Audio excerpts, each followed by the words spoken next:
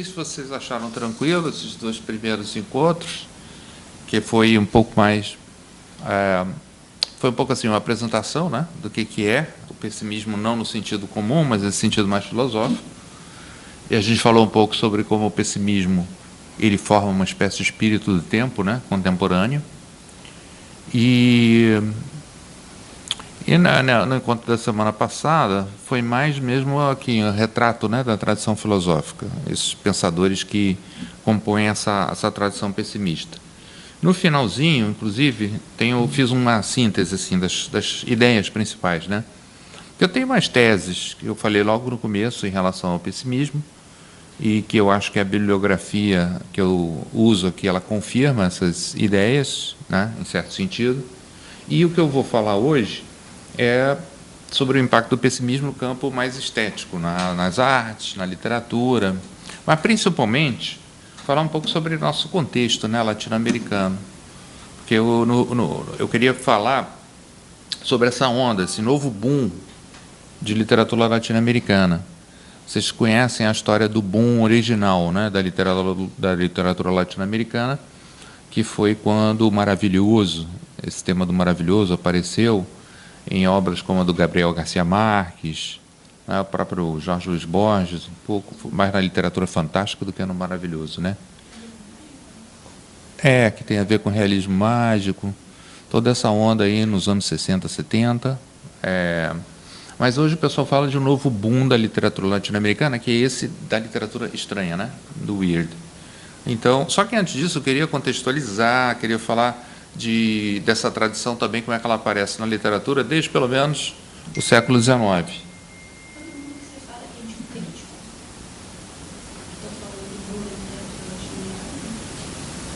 Oi?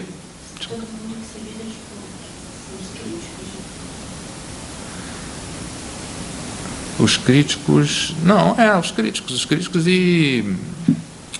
A gente está na mídia, inclusive, na mídia especializada, né, da área de cultura, que falam sobre esse movimento, que é muito grande, porque está na América Latina toda, mas não é muito conhecido do público em geral, porque a literatura weird é uma literatura meio de nicho, né? Não é todo mundo que vai ler esse tipo de literatura. É meio cult, né?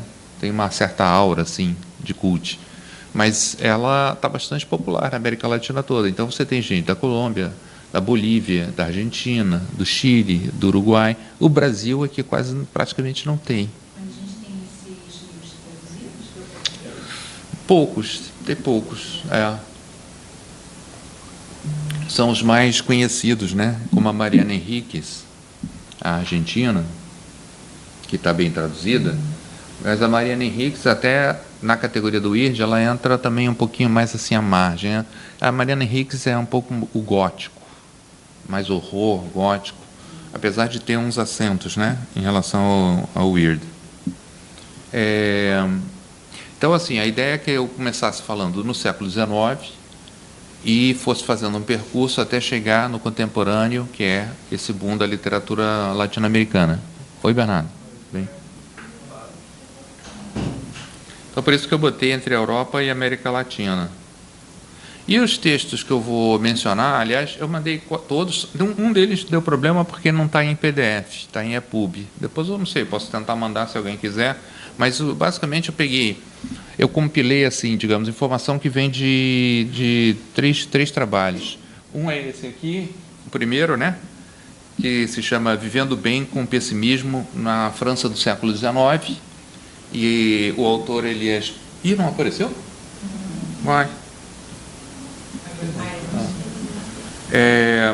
O autor, então, fala sobre como é que a literatura francesa, no século XIX, teve esse influxo muito forte do pessimismo e isso se refletiu numa geração, em toda uma obra, né? Particularmente através da figura do Schopenhauer, que a gente falou lá no começo. O outro livro que eu vou falar um pouco, eu já tinha mencionado ele antes, logo no começo, é o livro desse cara, o Rahan Kadri, ele Reimaginando a Vida, Pessimismo Filosófico e a Revolução do Surrealismo, que é um estudo sobre a influência do pessimismo. Agora é uma vertente mais nietzschiana no movimento surrealista. É um livro muito interessante, mais difícil, né, do que aquele primeiro, mas o mais difícil de todos mesmo é o último, que a gente também já falou. Esse segundo é uma vertente mais nietzschiana, O primeiro, ele traça assim, a influência direta de Schopenhauer, que na época teve um impacto grande, né, no pensamento do século XIX. Aí ele traça o impacto de Schopenhauer na literatura francesa, e o outro vai pegar Nietzsche na relação com os surrealistas, particularmente o surrealismo também, que é francês, apesar de que o surrealismo ele teve uma expansão mundial. Schopenhauer era alemão. Era, né? E o último é aquele que eu já tinha falado também, que é o livro mais difícil, né, de todos. Eu gosto muito desse livro, mas é polêmico, tá? Eu fui ver na internet as resenhas, depois eu achei o livro, eu não tinha encontrado, dei uma vasculhada na internet e consegui achar o PDF do livro. Então já, acho que o Fernando mandou, né, para o pessoal, esse livro. Se alguém quiser também não tiver na lista, é só falar comigo. On the Verge of Nothing, na beira, né, na fronteira do nada. O impossível além do pessimismo. Tem umas ideias muito interessantes nesse livro, mas eu peguei ele principalmente porque ele fala muito do Fernando Pessoa e da Clarice Lispector, que ele leu evidentemente em inglês, né? Tem boas traduções de Clarice Lispector e Fernando Pessoa. Então são esses 3 livros, mas tem outras referências que estão aqui também embutidas, principalmente quando a gente entra na literatura latino-americana. Então, a primeira coisa que eu tiro daquele livro, o primeiro, né, do Aquisto, é que o pessimismo está situado na interseção entre literatura e filosofia, na medida em que esses 2 domínios se ocupam com questões de sentido, assim como também na interseção entre formas de pensamento e formas de vida. Porque tem uma dimensão, eu acho, né, que existe uma dimensão estética, tá, do pessimismo, que é muito interessante. E essa dimensão é que vai refletir no campo da criação. A minha tese, que converge com o que alguns autores aqui falam, é que existe uma espécie de força imaginativa no pessimismo. A gente viu, por exemplo, semana passada, aqueles sistemas filosóficos como o do Philip Mainlander, muito estranhos, parece um pouco literatura fantástica, né, pela capacidade imaginativa desses pensadores. Aquela ideia borgiana, né, que eu mencionei, que Borges achava interessante pensar a filosofia como uma espécie de literatura fantástica. Tem um conto do Borges, eu não vou lembrar agora qual é, que ele cita o Bertrand Russell, né, filósofo analítico inglês, num livro do Bertrand Russell, também não vou lembrar qual é, em que ele faz um experimento mental. O experimento mental é uma tradição que tem na filosofia de você imaginar certas situações que não existem, que não são reais, mas tomar isso como se fosse um dado da realidade e aí extrapolar as consequências dessa situação. Então, nesse livro, Bertrand Russell imagina, pensamos numa humanidade que foi criada há, 3.000 anos atrás, mas ela lembra um passado imaginário que vai até milhões de anos. Tem uma vertente evangélica, né, que tem uma tese meio doida assim, que os fósseis, não sei se vocês já ouviram isso, que os fósseis que a gente encontra de dinossauros, animais pré-históricos, na verdade Deus colocou lá só para enganar a gente. Então, porque a Terra, de fato, tem 6.000 anos. Essa é a tese mais literalista, né, da leitura bíblica, e os evangélicos têm uma vertente evangélica que acredita nisso. Mas, como experimento mental, uma ideia interessante, né? Imagina, Deus criou uma humanidade que existe há pouco tempo, relativamente pouco tempo, mas que está dotada de uma espécie de memória artificial de todo um passado, né, inexistente. Nem sei porque eu falei isso. Sim, a questão da criatividade, né, da imaginação.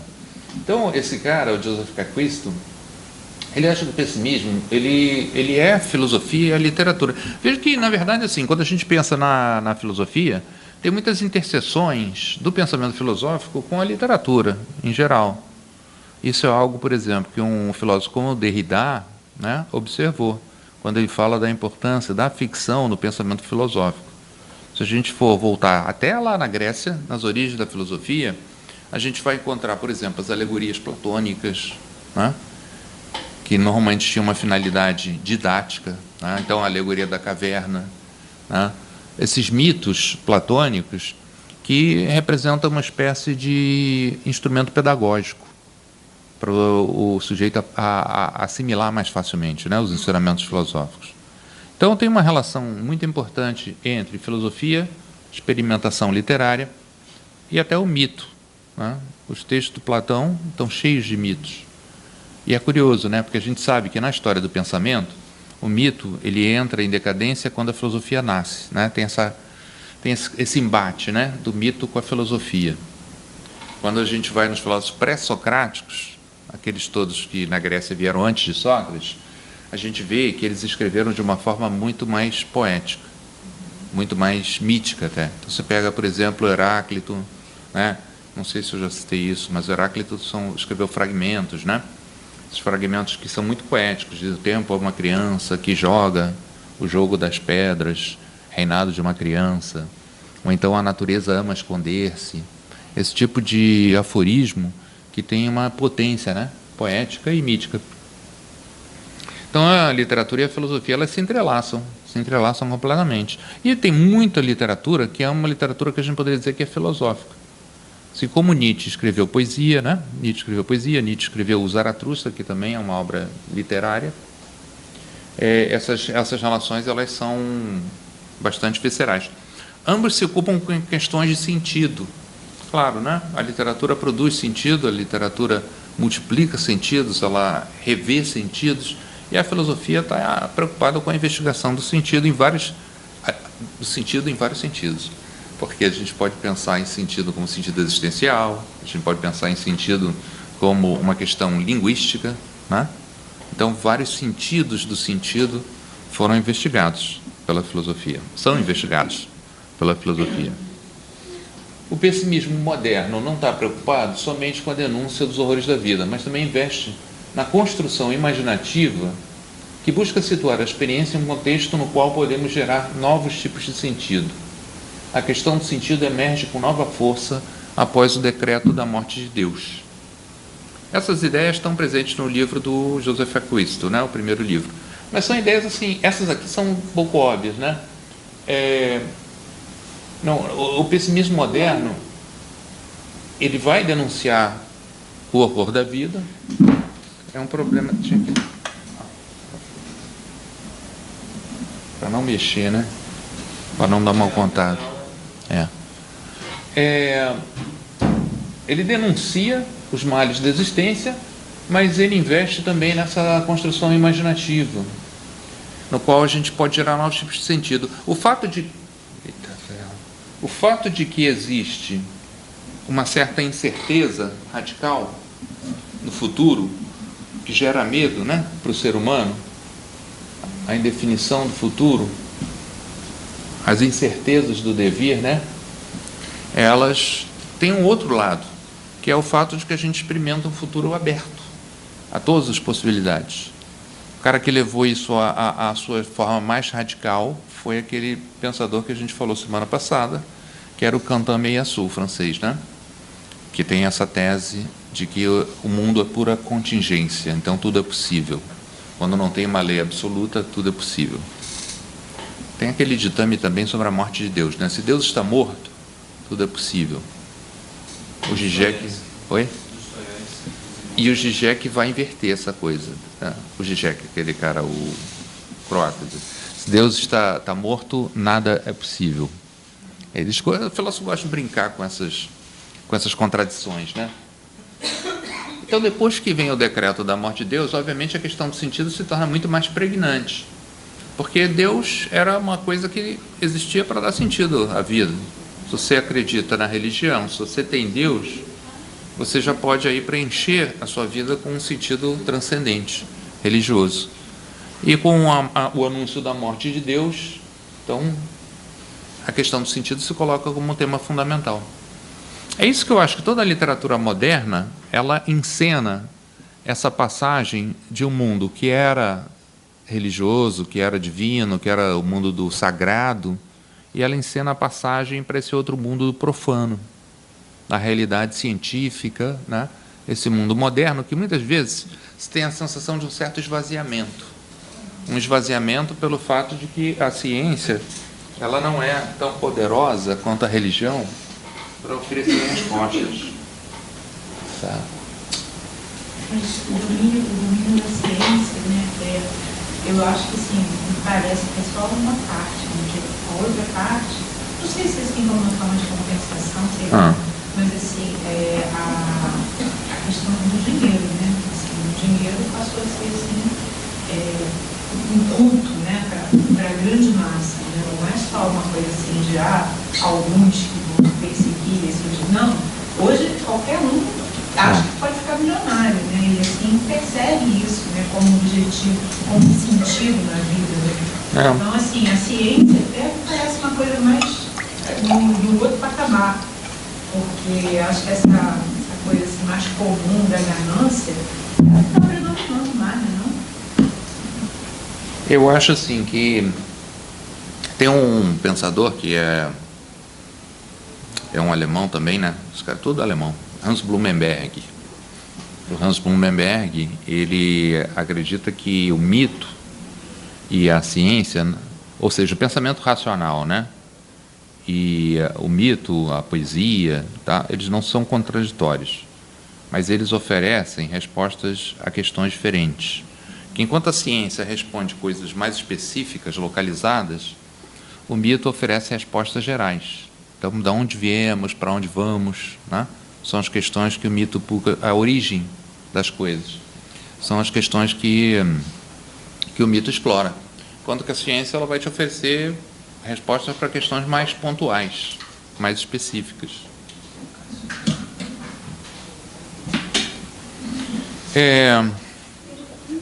Também ele lida com a questão do inexplicável, do desconhecido, né? A ciência, ela não, né? E aí eu acho que ela acaba não atendendo uma demanda que a gente tem de... Obrigado. Por estar vivendo coisas assim, cotidianamente. Eu acho que existem questões de ordem espiritual, se é que a gente pode usar essa palavra, acho que melhorou. Não precisa ser espiritual desconhecido, né? Desconhecido. Mas a ciência lida com desconhecido também, né? Até o momento em que ela torna isso conhecido.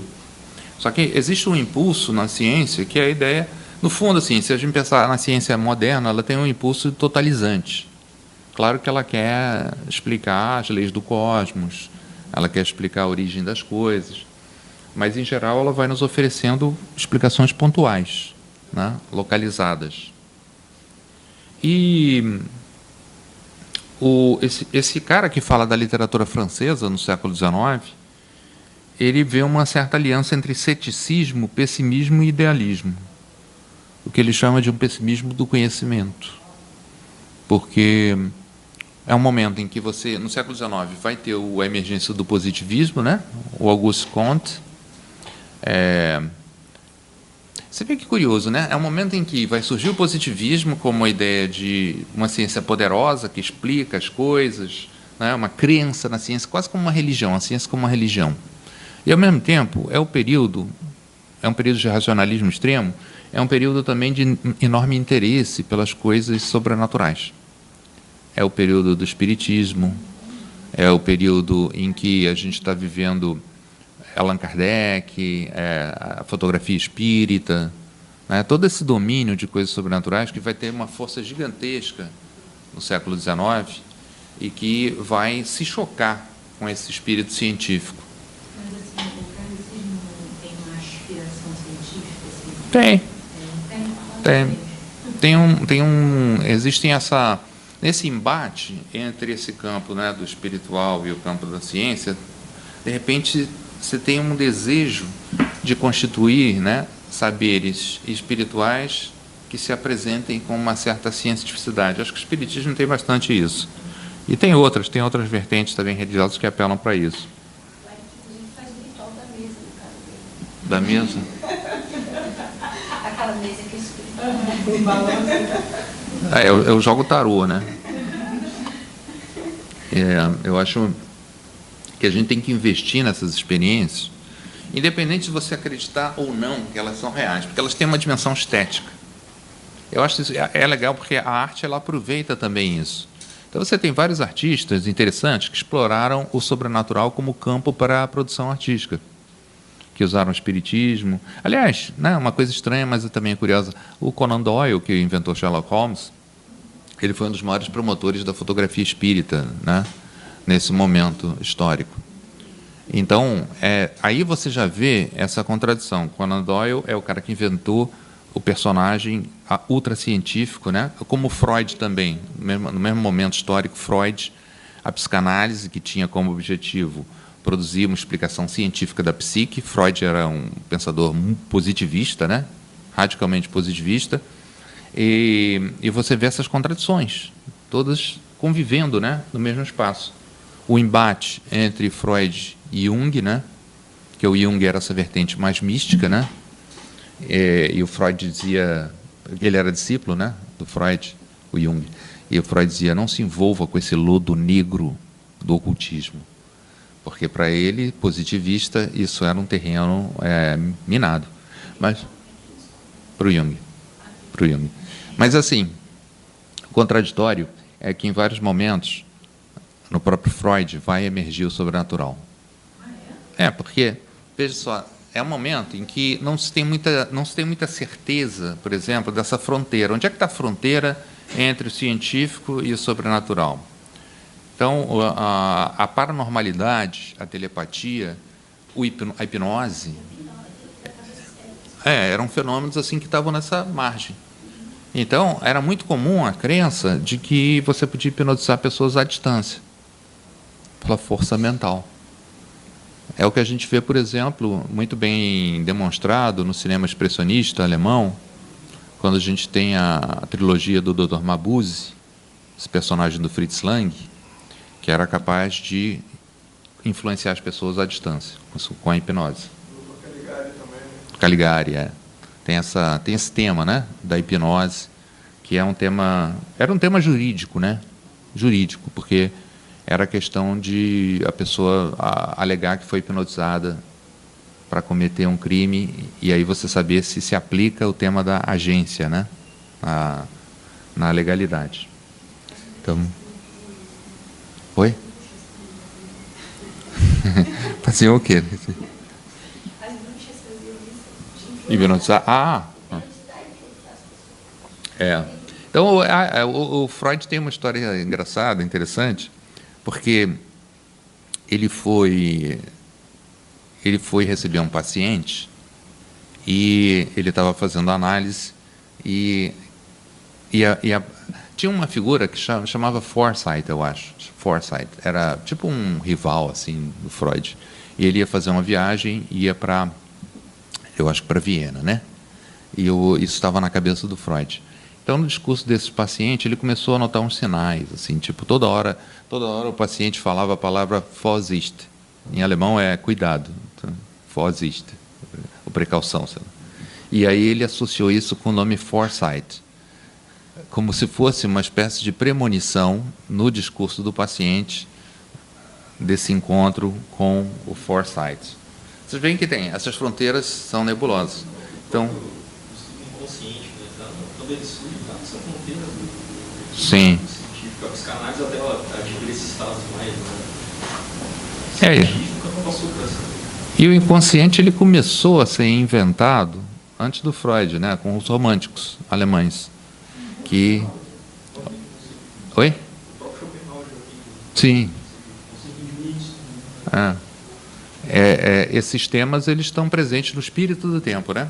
Estão ali formando um certo contexto muito curioso.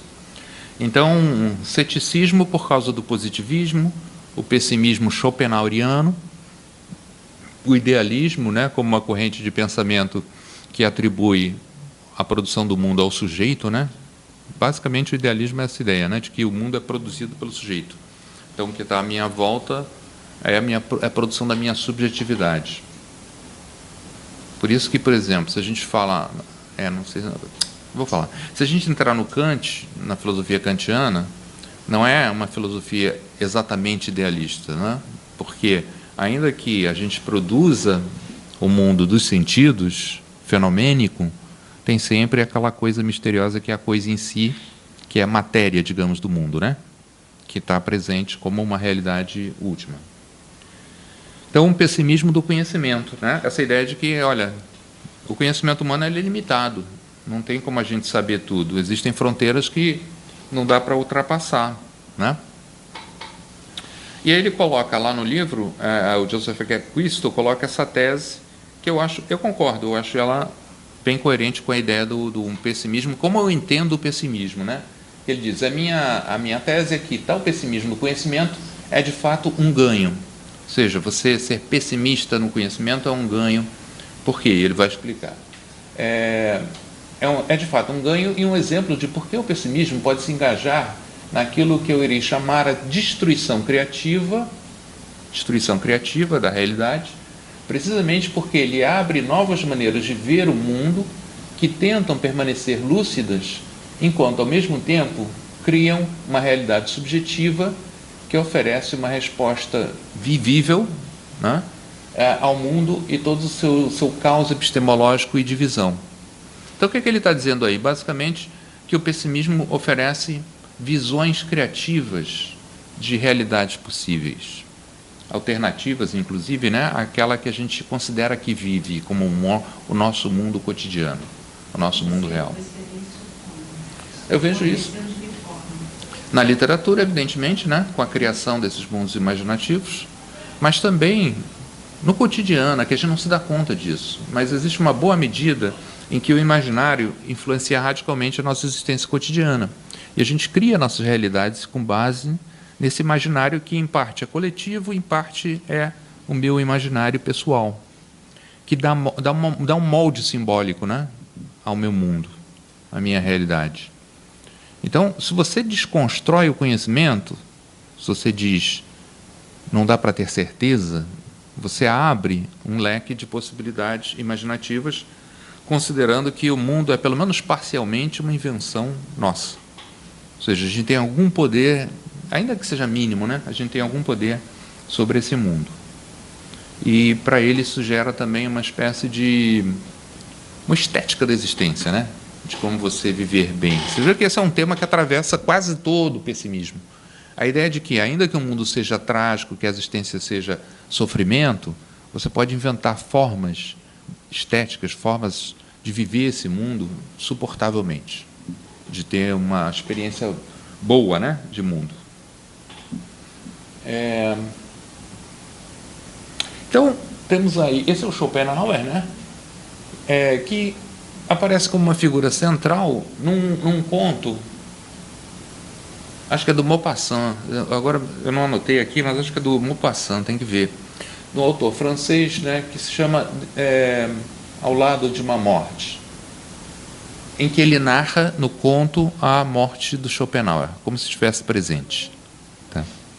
E nesse conto, então, eu botei várias citações, eu botei na original, vou traduzir, mas achei algumas importantes a gente colocar na língua, né, original. Então, no conto, se diz assim: Schopenhauer marcou a humanidade com o selo de seu desprezo e de seu desencantamento. E hoje, ainda hoje, aqueles que o execram parecem carregar, apesar deles mesmos, em seus espíritos, parcelas de seu pensamento. Para ver como o Schopenhauer ele estava vivo, apesar de morto, né, no século XIX, essa frase, essa ideia, ela é muito emblemática dessa influência gigantesca que o Schopenhauer teve, porque é como se o fantasma do Schopenhauer está vivo no século XIX. Até mesmo aqueles que criticam, né, que não curtem, né, o Schopenhauer, de alguma maneira foram tocados por ele. Então, é esse espírito do tempo que atravessa lá o século XIX que o Joseph Quisto acha que a gente ainda está vivendo hoje, como as rebarbas dessa percepção de uma verdade profunda do pessimismo, né? De uma experiência existencial profunda do pessimismo.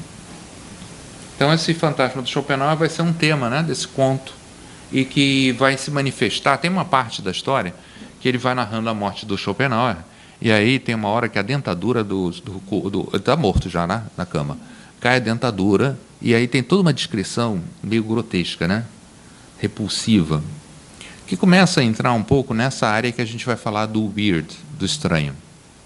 quando tem alguma coisa fora de lugar. Então sai a dentadura dele, o corpo e a dentadura do filósofo que já estão em decomposição.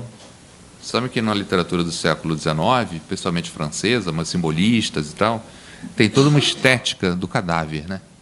Você pega, por exemplo, Baudelaire, a poesia do Baudelaire, e você vê ali toda uma estética da decomposição, do cadavérico, tem uma obsessão com essas realidades que são grotescas, que são, né, produzem o incômodo, né? E a gente vê aí muito claramente, nesse momento, um contraste entre o cristianismo, né, e o pessimismo schopenhaueriano, que é radicalmente anticristão. A visão schopenhaueriana está moldada na leitura que ele faz, por exemplo, do budismo, né, das filosofias da Índia, mas profundamente anticristão, ainda que no cristianismo tem uma estética do sofrimento, né? Mas o pessimismo schopenhaueriano está na vertente oposta do cristianismo, assim como Nietzsche, mais radicalmente ainda, o pensamento de Nietzsche vai aparecer como uma oposição radical ao cristianismo, né? E tem um poema da Louise Ackermann, tá? Le positivisme, o positivismo, né? Se abre para o além toda a ciência humana, um vazio cuja fé foi ele tentou dominar. Desse abismo obscuro ele fez o seu domínio. Ao se precipitar, ele acreditou esclarecer. É todo um poema que vai narrando assim esse fracasso da ciência, né, diante do mistério da existência. Apesar de que a ciência crê que aprisiona a realidade, tem sempre zonas da realidade que ficam infensas a esse desejo de totalidade, né, da ciência. Nós fechamos o desconhecido, a ciência, né, fechou o desconhecido. Porque também a gente está vivendo um mundo que ele está em transformação radical, no sentido em que antes havia o desconhecido como uma realidade muito palpável. Se você for pegar, por exemplo, a época das grandes navegações, em que se acreditava naqueles unicórnios, animais maravilhosos, os dragões, né? O mundo desconhecido a ser explorado, e na modernidade a gente tendo uma espécie de mapa do mundo em que o mistério vai desaparecendo, né? Então é um mundo muito chato, se você pensar em comparação com aquele mundo pré-moderno, onde o sobrenatural é uma presença muito mais visceral, como é hoje ainda nas culturas originárias, né? Diferentemente da experiência moderna, essas culturas originárias mantêm um vínculo com esse reino do sobrenatural que no Ocidente foi se perdendo com o crescimento do pensamento científico. Então, tem uma crítica aí radical nessa poesia, nessa literatura francesa do século XIX, tem uma crítica radical desse desencantamento, né, do mundo. Essa palavra que está no livro do Max Weber, né, o desencantamento, que é o espírito, como é que é? O capitalismo, o espírito, sempre troca esse título. O espírito do protestantismo, a ética protestante, o espírito do capitalismo. Protestante, espírito do capitalismo. Não é interessante que assim... Eu descreveria a ética judaica e o espírito capitalista. A ética judaica, não sei, não tinha pensado nisso. Mas não é interessante assim, que essa religião esteja tão assim, exacerbada, né, atualmente, e ao mesmo tempo a gente está nesse profundo desencantamento. Sim, são reações, né? São movimentos de reação. Você está vivendo uma época profundamente secularizada, que ao mesmo tempo testemunha um gigantesco retorno do sagrado, né? Mesmo. Aham.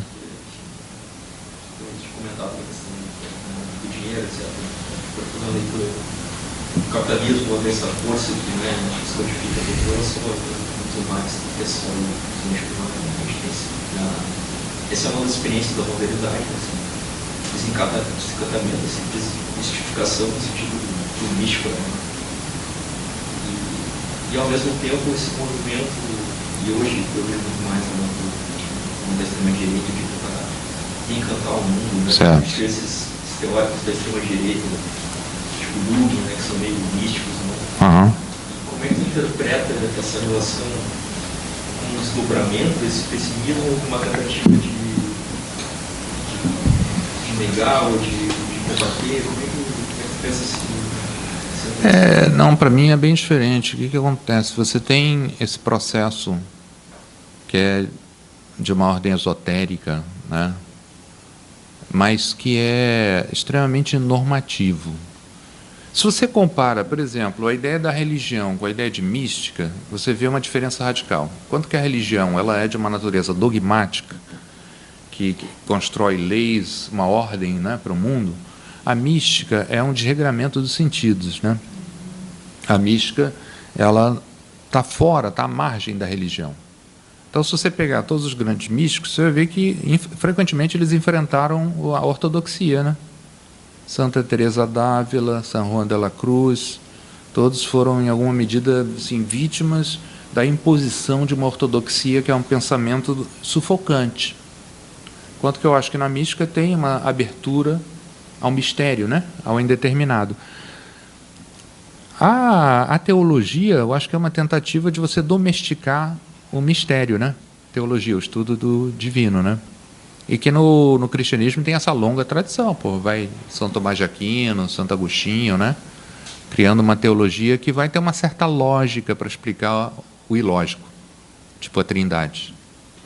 Então, é por aí. Eu vejo esses caras hoje como eles se apropriam de uma herança que tem a ver com as tradições ocultistas, do esoterismo, ou então dentro do dogma mais fechado, né, do cristianismo evangélico, sei lá, mas eles não enxergam o mundo como um lugar desse mistério radical, porque é perigoso.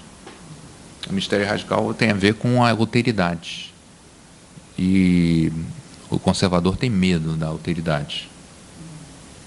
É isso que eu acho que a gente vê hoje na política, né, a nível mundial.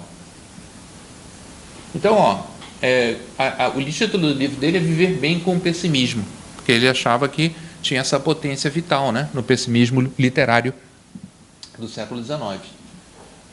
Os atos imaginativos, para esses escritores franceses do século XIX, eram assim descritos como uma espécie de destruição criativa. Essa eu acho uma ideia interessante. É meio nietzschiana também, a ideia da destruição criativa, de você refazer as coisas, né? Uma demolição das ilusões, do progresso, porque o progresso é a ideologia dominante da modernidade do século XIX. Uma destruição dessa crença no progresso como um certo otimismo ingênuo de que as coisas vão necessariamente sempre melhorar à medida que o homem avança tecnologicamente. Tá? Você pode disponibilizar para a gente essa coerência? Posso. Os textos. Uhum. Sim. Esses quadros da aula aí. Tá, eu vou converter para o PowerPoint, e aí eu coloco na nuvem e mando o link para vocês poderem baixar. Então, das ilusões do progresso e do aperfeiçoamento que reconhecem o potencial real de perigo ao criar essas formas de narrativas teleológicas, né? O progresso é uma narrativa teleológica, porque é a ideia de você perseguir um fim, né? Um telos, que é necessariamente a evolução da humanidade. Hoje a gente sabe muito bem que o progresso não é necessariamente isso, né? Muitas vezes o contrário. Então você tem, claro, vai ter grandes críticos modernos, né, do progresso, como o próprio, em certo sentido também tem uma dimensão do Benjamin que é assim, tem uma dimensão do Gunther Anders, vários alemães, aliás, também, né, que tinham essa crítica ao progresso. Parte da fidelidade a uma visão pessimista é a necessidade de evitar preencher o buraco deixado por essas ilusões demolidas, de qualquer forma dogmática. Ou seja, a ciência perdendo a sua validade, o progresso, a gente não acreditando mais no progresso, mas tentar preencher esse vazio de sentido com alguma coisa dogmática, em vez de deixar uma abertura para a criação, né, artística. Novos tipos de sentidos e novos tipos de narrativas que possam nos ajudar a viver melhor no mundo através do pessimismo, antes que apesar dele, né? através do pessimismo antes que apesar dele. É aqui que a ideia de viver bem com pessimismo, a fonte do meu título, aparece com destaque, né? Aí ele diz, vai falar sobre isso, vai desenvolver isso. Esse viver bem tem o potencial para enriquecer a experiência individual, mas nunca às expensas do coletivo. Aqui ele já coloca um outro argumento que é da natureza política. A gente estava falando da política, né? Ele coloca um argumento que é de natureza política. Porque uma crítica que se faz ao pessimismo é que o pessimismo tem muitas vertentes conservadoras e que muitas vezes é um pensamento de matriz elitista, né?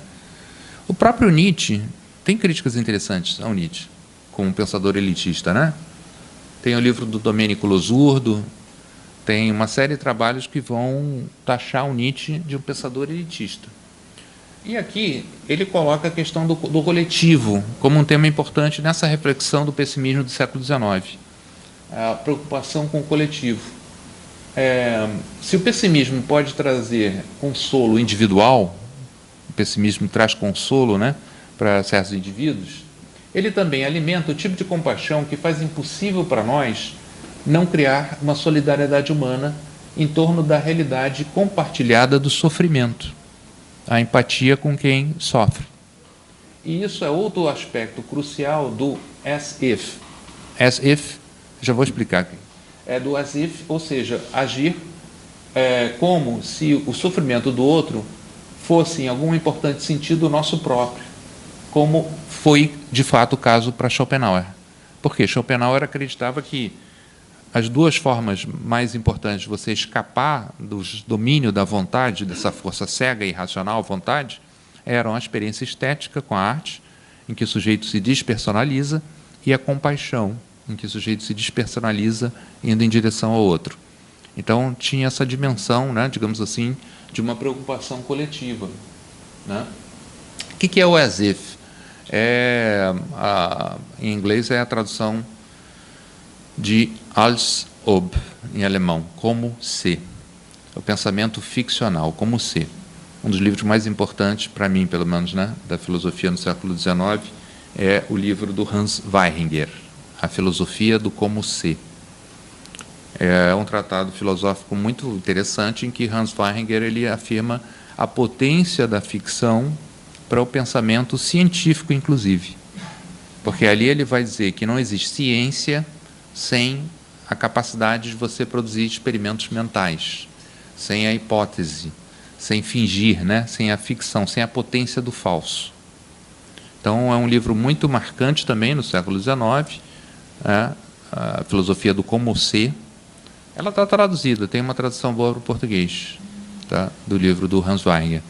E era um filósofo que falava, então, sobre o ficcionalismo, uma vertente de pensamento em que ele achava que pensar é você produzir ficções provisórias, em busca de uma verdade maior. Você vai criando nessas ficções, vai refinando as ficções até chegar, né, no fato. E aí termina com, eu afirmaria que qualquer narrativa, qualquer história sobre o pessimismo tem que se engajar tanto com tentativas ficcionais como não ficcionais para lidar com ele e articular seu potencial. Então, a literatura, a narrativa ficcional, a filosofia, a narrativa não ficcional. Isso é o que Horkheimer, né, o cara que era da escola de Frankfurt, né, o Max Horkheimer, é o que Horkheimer via como o potencial político progressivo do pessimismo, que nos conduz, através da literatura, como um componente-chave. Curioso, né? O Horkheimer. Isso eu não sabia. Depois, quando no livro ele mostra, né, certas passagens em que Horkheimer defende essa dimensão positiva do pessimismo. Uma coisa que aconteceu comigo recentemente, é que eu estava com uma amiga com muita dificuldade de fazer um curso, e eu falei para ela assim, você não vai conseguir terminar esse curso. Aham. Eu falei isso para ela, assim, como uma provocação, né? Certo. Assim, eu tenho certeza que você não vai conseguir terminar esse curso. O que ela fez comigo? Ela ficou desesperada de terminar. Ela começou a fazer de tudo para conseguir terminar o curso. E terminou o curso, para conseguir fazer o outro por final. Então, assim, realmente, né, essa ênfase no pessimismo desperta algumas coisas na gente, assim, desperta algumas reações, né? É engraçado que você foi no fatalismo, né? Dizendo que você não vai fazer esse curso, e ela, absorvendo um pouco do espírito pessimista também embutido nesse fatalismo, ela foi lá e conseguiu.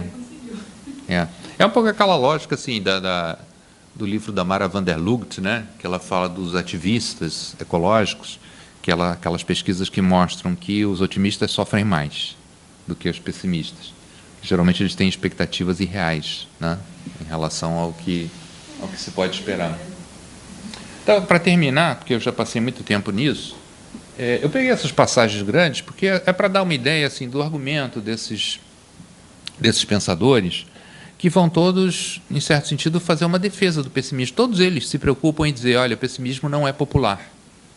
É interessante. Quase todo livro sobre pessimismo começa com isso. O pessimismo não é popular. Todo mundo acha que é bom ser otimista, todo mundo acha que o pessimismo é derrotista.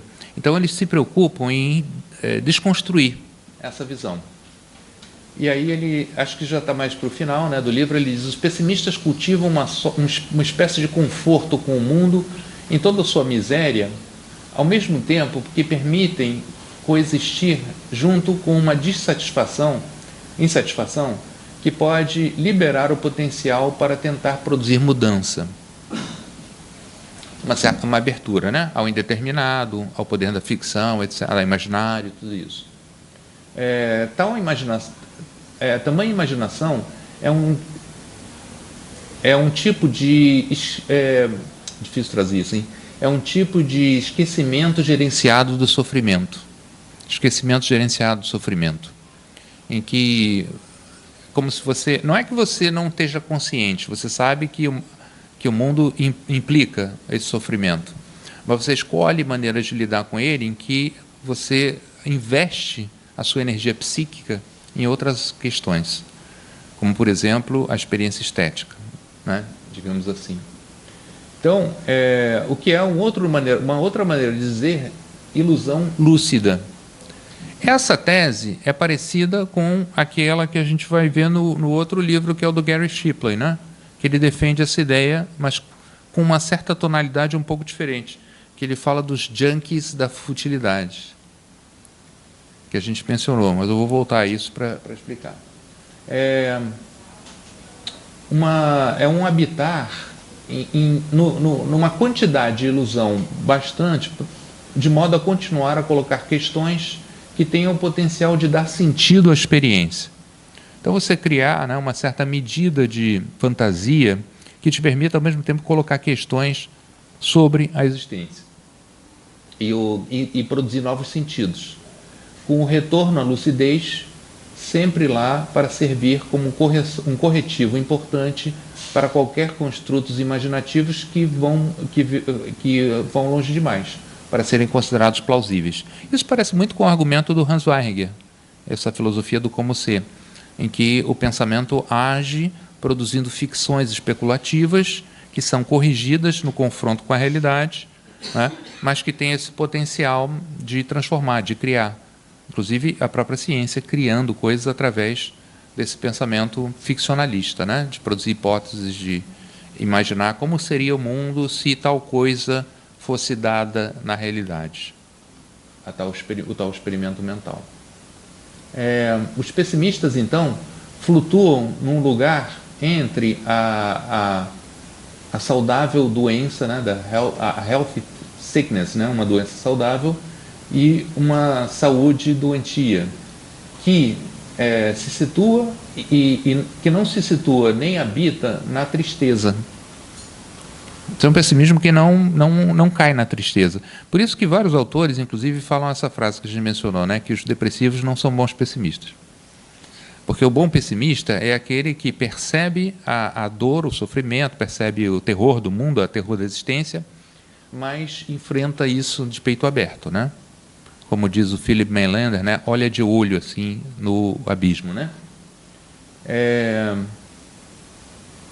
E então ele não mora nem na tristeza, nem na falta de esperança, nem nenhuma ilusão sobre o progresso. é esse não habitar permanentemente na crença no progresso, por exemplo, que facilita um movimento potencial, que mantém a mente capaz de responder a esse mundo infeliz e aos potenciais para significado que ele possa guardar. Então, para ele, a literatura francesa do século XIX, moldada por esse pessimismo schopenhaueriano, oferece essas respostas, oferece essa busca de um sentido novo, sentidos novos, né, para o mundo. Bom, aí a gente entra na reimaginação da vida, que é os surrealistas. Fala dos surrealistas. O sentido vai ser sempre uma experiência abstrata? É o quê? A busca pelo sentido vai ser sempre uma experiência abstrata? Não, é uma experiência, ela é abstrata e é vivida também, porque o sentido, eu entendo assim pelo menos, né? Não é um sentido que diz respeito só ao imaterial, por exemplo, da linguagem, mas é um sentido que é vivido no cotidiano, no corpo, nas experiências mais comuns, né, que você possa ter, em que o tempo todo o sujeito está envolvido numa tentativa de enxergar o novo, de buscar a criar outros sentidos para a sua existência, para o mundo, né, para o que ele está observando. Quando a gente busca sentido, a gente consegue sentir? Acho. Tem até a ideia do Gary Shipley, no último livro, né, é defender essa noção que ele chama de sentir pensar, que é fazer as duas coisas ao mesmo tempo. Que para ele está presente nesses autores, Fernando Pessoa, Clarice Lispector, essa ideia de sentir pensar, que junta, né? Pensamento da Spector, é um outro exercício, né? Diferente do que é pra gente sei lá, não sei também se esses caras são da academia, se eu estou vendo eles como pessoas da academia que pensam de uma maneira muito abstrata. Questões Eu acho que esses autores, Pessoa, Clarice Lispector, eles pensam... Não, esses autores eu não considero filósofos. Tá. Ou pensadores. Quer dizer, não que eles não sejam, eles são de outra ordem. Daí a experiência, ela molda o que você está pensando. Sim. Ou o que você está sentindo. Mas a boa filosofia também é assim, né? Ela tem que ser experiência, vivência, né? Sim, total. É o pensar, sentir. Você vê que a Clarice Lispector usa exatamente essa expressão, pensar, sentir.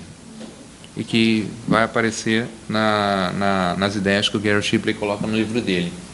Então, o outro livro, né, que fala do surrealismo, ele fala da reimaginação da vida. Ele começa o livro falando que boa parte do problema, com muito do que se produziu sobre o surrealismo, é que ele não leva em conta suficientemente bem o anti-academicismo dos surrealistas, né? Os surrealistas eram artistas que eram profundamente anti-acadêmicos, ainda que eles estivessem muito interessados em ciência. Tanto assim que você vê, Freud foi uma figura muito importante, né, para os surrealistas. A medicina foi uma disciplina importante. Mas eles estão profundamente engajados numa tentativa de recriar o mundo e a vida a partir de um olhar que não é, de maneira nenhuma, racionalista, não é científico, né, nesse sentido. Anti-academicista. Contra a especialização e o distanciamento do saber em relação à vida. Especialização, que é a maneira como o conhecimento hoje funciona, por exemplo, na academia, a especialização, né? Que a pessoa conhece uma área e o resto desaparece. Não tem esse trânsito, né, entre formas de conhecimento. Seu interesse pelo irracional e pelos fenômenos marginais. Os surrealistas eram fascinados com o oculto, né, com o sobrenatural. E também com aquelas coisas marginais como a pornografia, o horror, que eram temas que tocam profundamente o inconsciente, né? O Breton falando, existe um ponto da mente em que vida e morte, real e imaginado, passado e futuro, comunicável e incomunicável, alto e baixo, cessam de ser percebidos como contradições. Essa é uma lógica não aristotélica, né? É uma lógica que tem a ver com sonho, que tem a ver com imaginário, que é a lógica dos surrealistas. E ele não pega muito as obras, tipo as obras plásticas, por exemplo, do surrealismo. Ele pega os textos, né, do surrealismo, a filosofia do surrealismo, que está nos escritos de Breton, Aragon, né? E inclusive também daqueles que são menos conhecidos, né? Que têm trabalhos muito interessantes, René Daumal, né? Os surrealistas que produziram uma certa reflexão que não é acadêmica, que não é exatamente lógica, mas produziram uma reflexão sobre o que é a experiência do surrealismo, que vai beber nessas fontes que a gente considera marginais para o conhecimento, por exemplo, o inconsciente, o sonho, tá? Que as culturas originárias, de novo, valorizam, né? Então, tem essa relação interessante. Sei lá, eu falaria o seguinte, a história ocidental ela é marcada por esses momentos em que emergem forças que se contrapõem ao racionalismo. Os românticos alemães, no século XVIII e XIX, os surrealistas, no século XX, tá? São emergências assim, de potências do pensamento que vão se chocar com o desejo racionalista, com a ideia de progresso característica, né, da cultura ocidental. O surrealismo foi fundado numa abrangente sensibilidade de pessimismo filosófico. Essa é a tese, né, desse outro autor. É uma sensibilidade que mantém o surrealismo aberto como campo de pesquisas, ao mesmo tempo que também serve para regular o que pode ser considerado como surrealista. Então, na visão dele, ele não vai pegar o Schopenhauer, ele vai pegar Nietzsche, como a influência direta do pensamento pessimista, do pessimismo nietzschiano sobre os surrealistas. A gente tem lá com eles um mundo muito vasto, né, e muito diverso, porque eles acolhiam todas essas coisas, eles acolhiam o pulp fiction, né, a ficção barata, né, cultura, a gente chamaria talvez de cultura de massa, se bem que esse termo está meio desprestigiado hoje, né? Então eles acolheriam o pulp fiction, o erotismo, o horror, como temas importantes para o pensamento do surrealismo. Eu adoro essa artista aqui, tá? Remedios Varo, uma artista mexicana, surrealista, porque está carregado de simbolismo, está carregado de um esoterismo, está carregado de uma potência, uma curiosidade com realidades que não são do mundo racional, né? Do mundo da vigília. Então, ele vai falar sobre um sujeito que está sendo desconstruído em Nietzsche e que os surrealistas vão absorver essa ideia da desconstrução do sujeito. Seria aquilo que está no poema do Rimbaud, o poema famoso Rimbaud, que é sobre o vidente, a figura do vidente. O vidente como o indivíduo que enxerga algo que as outras pessoas não veem, né? Claro que é a figura do poeta, né? O bom poeta é um vidente que enxerga realidades que os outros indivíduos não conseguem ver. Tudo isso também, claro, tem a ver com uma reação àquele pessimismo reinante no pós-guerra, pós-Primeira Guerra Mundial, né, que a Europa está se refazendo, tem uma crise violenta econômica, tem uma crise de civilização, né, que eles estão atravessando e que eles estão tematizando no surrealismo. O humor negro era um ponto importante, o humor dos surrealistas. A desorientação das sensações, os exageros dos sentidos, tá? Experimentações com drogas, né? Drogas. E o acaso objetivo. O acaso objetivo. A força do acaso na intervenção artística, por exemplo.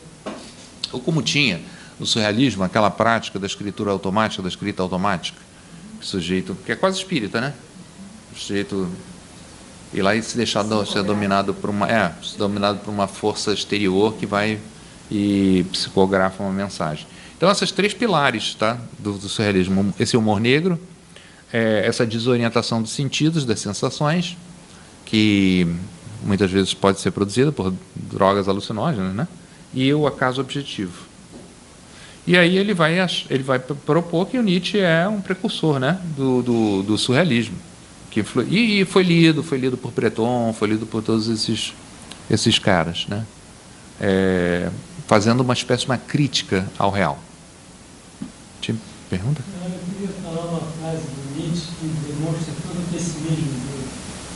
Ele diz, acho, só o homem trágico percebe a vida, porque a vida não é percebida pela razão, é percebida pelo sentimento. Boa, gostei. Tem uma do Nietzsche que eu gosto, é bem poética, se eu vou lembrar, eu acho que é assim, mentirosos, irônicos e violentos. assim nos quer a sabedoria. É mulher, não ama senão a guerreiros. Ele tem a estética do super-homem, né? Essa ideia de que você tem que reverter os valores da moral tradicional ocidental cristã. Produzir isso que ele chamava de transvaloração dos valores, né? E toda uma crítica, né, da moral, toda uma crítica dos costumes sociais. No fundo, é uma verdadeira desconstrução da ideia do real como esse real unitário, lógico, social, imposto, né, a nós. Então, os surrealistas, segundo ele, vão absorver isso, né, do Nietzsche, que estava empenhado nessa luta contra o platonismo. Por quê? Porque o platonismo é aquela forma de pensamento, segundo Nietzsche, que arranca do seu seio todo indício de sombra, do destrutivo, do negativo. Na origem da tragédia, né, o Nietzsche vai falar de duas potências que estão presentes na Grécia. A potência dionisíaca e a potência apolínea. Para ele, a filologia da época dele só identificava a potência apolínea. Viam na Grécia a beleza, aquela coisa, né, grandiosa da cultura grega, da luz, né, da beleza tradicional e tal, da simetria. Então, isso era o apolíneo.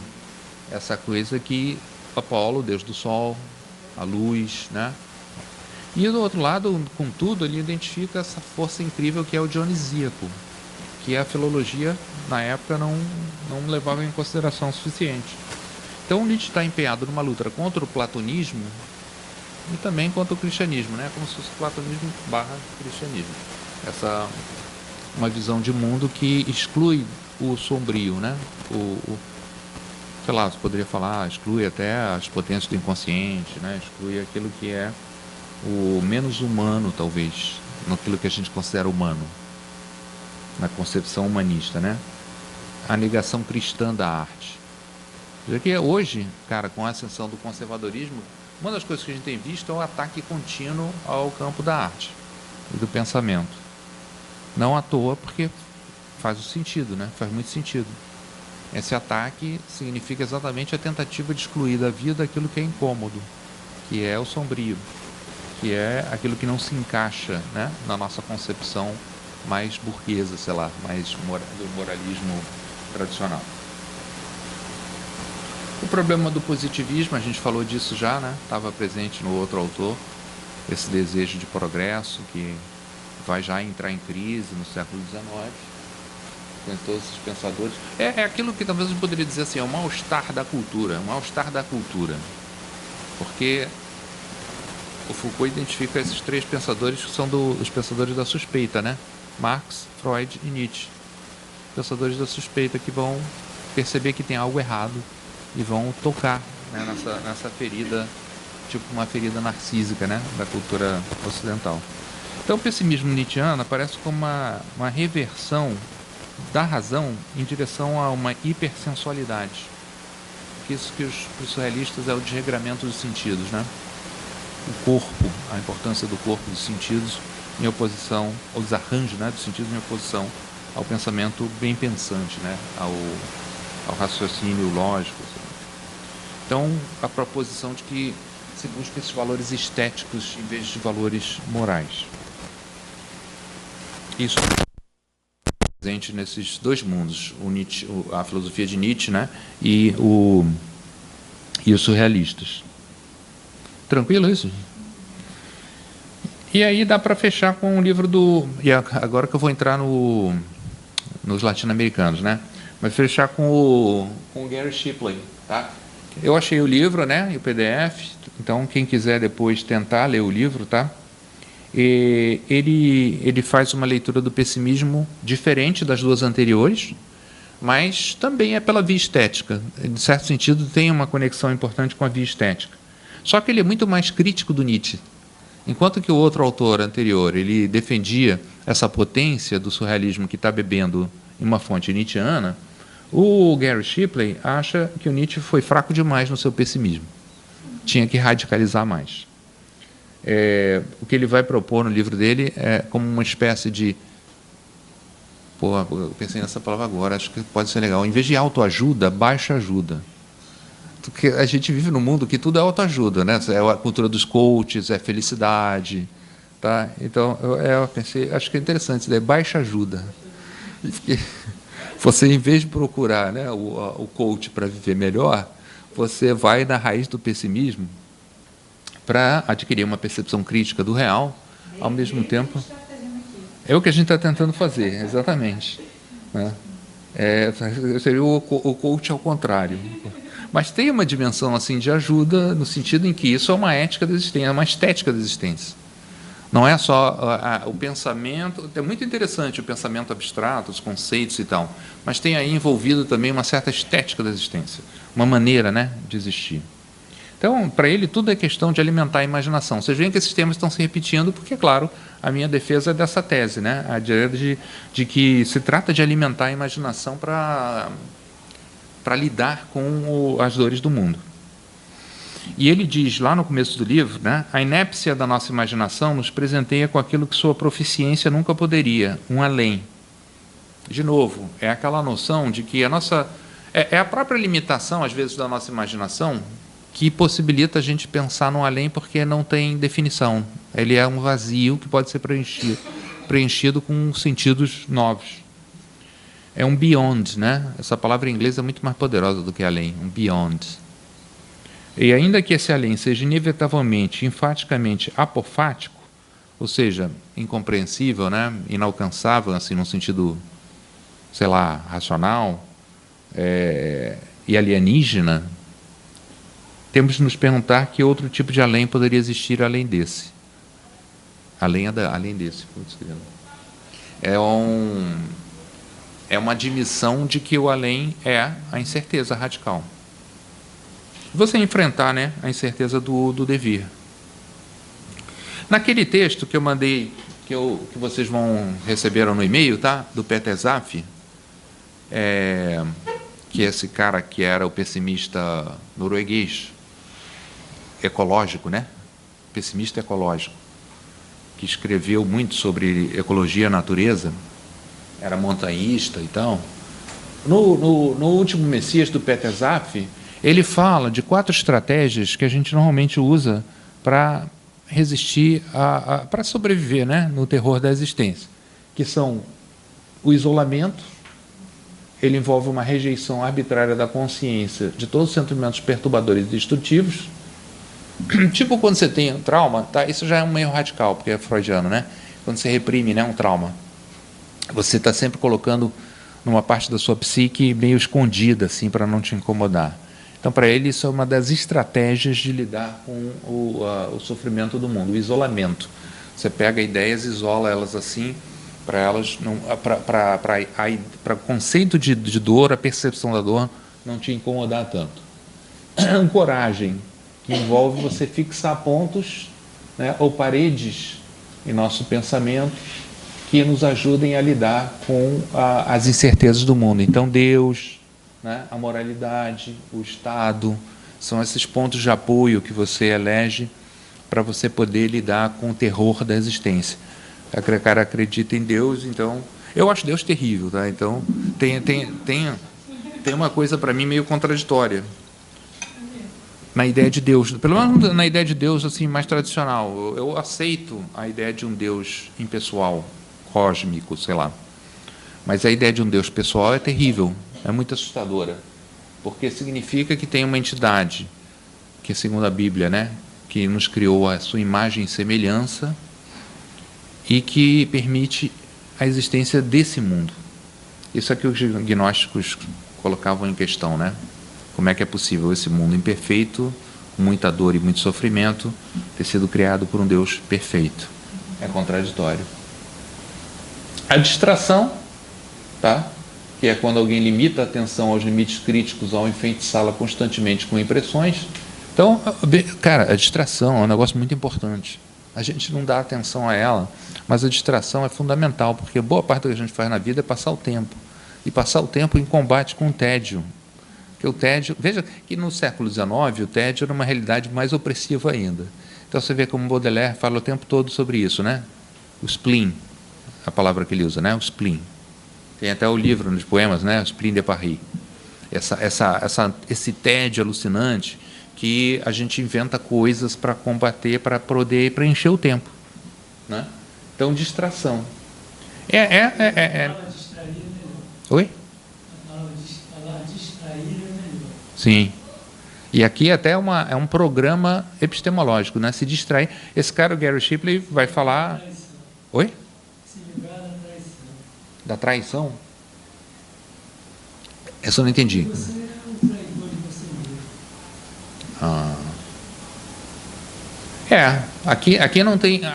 Aqui, se você for fiel à ideia de que o mundo não tem o último sentido, um sentido final, que não está em Deus, sei lá, em alguma coisa assim, você é fiel ao quê? À ideia de que você pode ser isso que ele chama de um junkie da futilidade. Eu estou exprimindo ideias, tá? Não estou dizendo necessariamente que eu concordo com elas, mas são ideias interessantes para se pensar. Então, para ele, a maneira de lidar com o pessimismo é você apelar a essa dimensão de experiência estética em que você cria uma espécie de... Você cria redomas, né? Redomas de proteção contra as dores do mundo. Então, para ele, a distração é fundamental. Só que hoje a gente se distrai demais, né? Essa distração que a gente vive hoje, talvez ela produza o efeito oposto. Tem um livro que eu gosto de um cara que é da área de comunicação, chama Amusing Ourselves to Death, nos distraindo até a morte. Porque praticamente o que você faz na cultura contemporânea é só essa distração. Não é esse tipo de distração que a gente está falando aqui. É uma outra tecnologia, é uma outra técnica que envolve você ter a percepção crítica, que envolve você ter a sensação dessa realidade visceral, mas que você está sempre inventando estratégias para lidar com ela de uma forma estética, literária. Eu vou mostrar as frases que ele pega do Fernando Pessoa, do livro do César. A palavra alienada está muito contaminada também, né? Não sei se é uma boa palavra, mas é um pouco essa ideia de que é uma distração em que tem um apagamento do sujeito que é meio falso, tá? É meio falso porque ele é construído em cima da ideia de que a minha identidade ela é dada por essas instâncias, o consumo, o que eu compro, né? O que eu tenho e tal. Aqui se propõe uma outra desconstrução do sujeito, que é muito mais radical, que é você ir no âmago do seu ser e relativizar aquelas certezas que você tem em relação a você mesmo. É um pouco você ser irônico, né, consigo. Então, a ideia de um alto humor, que é uma coisa também muito borgiana, é uma coisa muito dos românticos alemães. Mas o humor dentro do pessimismo é agora permitido. Porque o humor é assim, é você brincar com as situações trágicas, é você ironizar as experiências radicais, é você relativizar o peso também, né, da existência, através do humor. O que os humoristas fazem, além da crítica ao poder, é muitas vezes relativizar esse peso da vida, que a gente leva sempre a sério demais, quando você não tem esse alto humor, né, que você enxerga, por exemplo, suas limitações, as suas falhas, e você se diverte com isso. Então, tem uma beleza do inútil que foi cultivada por Nietzsche, ele admite isso, né? E seria cultivada por esses autores que ele vai estudar no livro. E ela está fundada numa ideia de incompletude. A incompletude, porque nosso pensamento não é capaz de tudo, nossa imaginação não abrange tudo, né? Ele é, ao mesmo tempo, a nossa danação e a nossa salvação. Essa lógica meio contraditória. O fato da gente não conseguir abarcar tudo com a nossa mente. Aliás, é uma frase do Lovecraft também, né? Se a gente pudesse abarcar na nossa mente todos os conteúdos, se a gente pudesse todos os conteúdos do mundo, a gente enlouqueceria, né? Essa é a história é o que sempre acontece nos contos do Lovecraft. O personagem vai em busca de um mistério, aí ele encontra um mistério, ele encontra uma verdade terrível que enlouquece o cara. Então, se você pensar demais na vida, você enlouquece porque ela está cheia de monstros. Esses monstros Lovecraftianos, né? Cthulhu, Shoggoth, etc. Da mesma forma, ele fala que a nacionalidade é só uma ilha. Uma ilha nesse oceano de absurdo, né? É. São metáforas muito boas, né? Para pensar essas questões de ordem existencial. E aí ele diz o seguinte: em vez de professar a aniquilação budista, isso seria o Schopenhauer, por exemplo, né?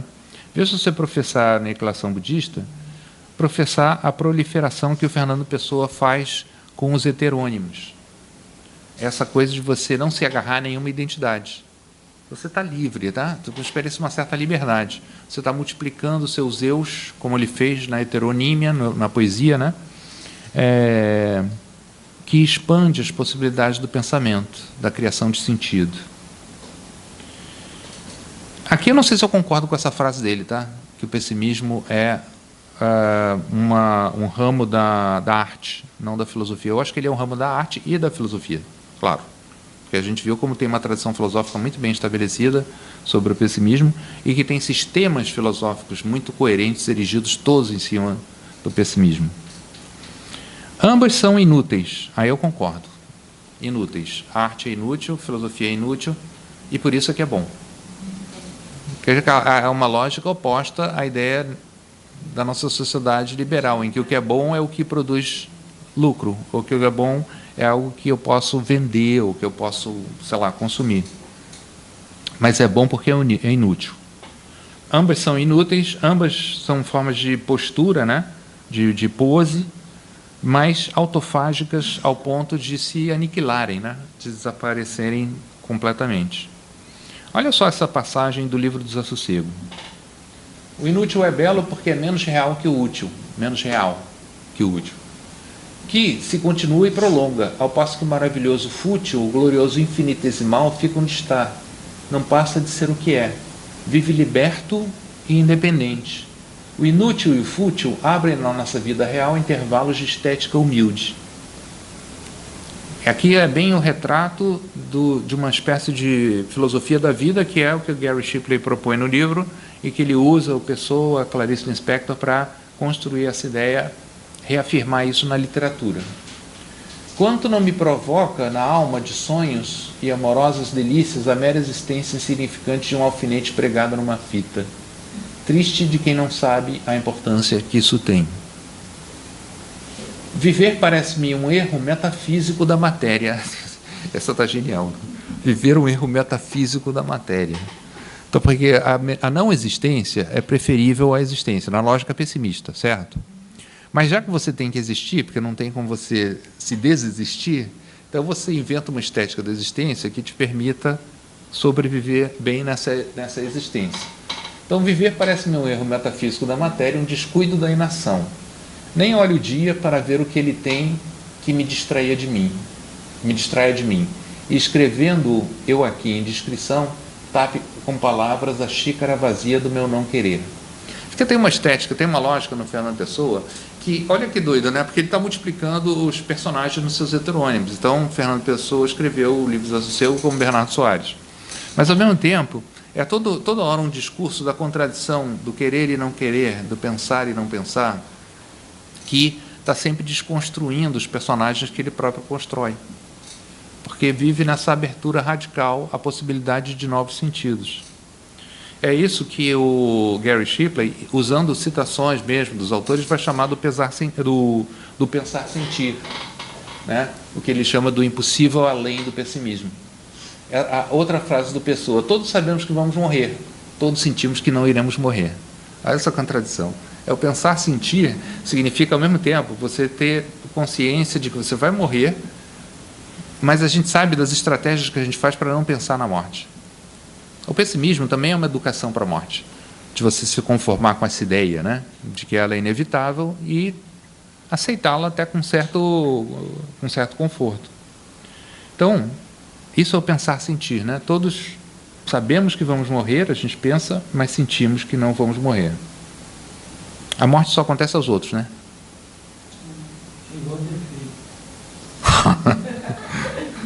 É aquela coisa do Sartre, né? O inferno são os outros. O inferno são os outros. Uhum. Percebi que os índios também têm isso do yoga, eles falam que yoga prepara a gente para a morte. Ah. A meditação Pode ser. Essa ideia, mas só que eu acho que é uma preparação ativa, né? O jeito que você está falando parece que é uma preparação passiva. Não, acho que ela é ativa. Ela é ativa porque você fica intencionalmente meditando a respeito disso. Você fica imaginando, por exemplo, sua morte. Agora eu nem lembro, cara, quem falou isso. Mas imaginar, tem um autor, eu vou esquecer. Se você imaginar a sua morte várias e várias vezes, em diferentes situações, significa você encenar aquilo que é inevitável, né? E se acostumar com essa ideia. Tem um psicólogo junguiano, James Hillman, ele escreveu um livro bem interessante, chama O Sonho e o Subterrâneo, alguma coisa assim. Que ele coloca lá a tese de que sonhar é uma preparação para a morte. Você sonha todas as noites se preparando para morrer, entrando nesse reino subterrâneo que é, na Grécia, no mundo antigo, era o reino dos mortos, né? O mundo dos sonhos. Olha a Clarice Lispector falando que o pensamento tem de ser um sentimento. É o pensar-sentir, né?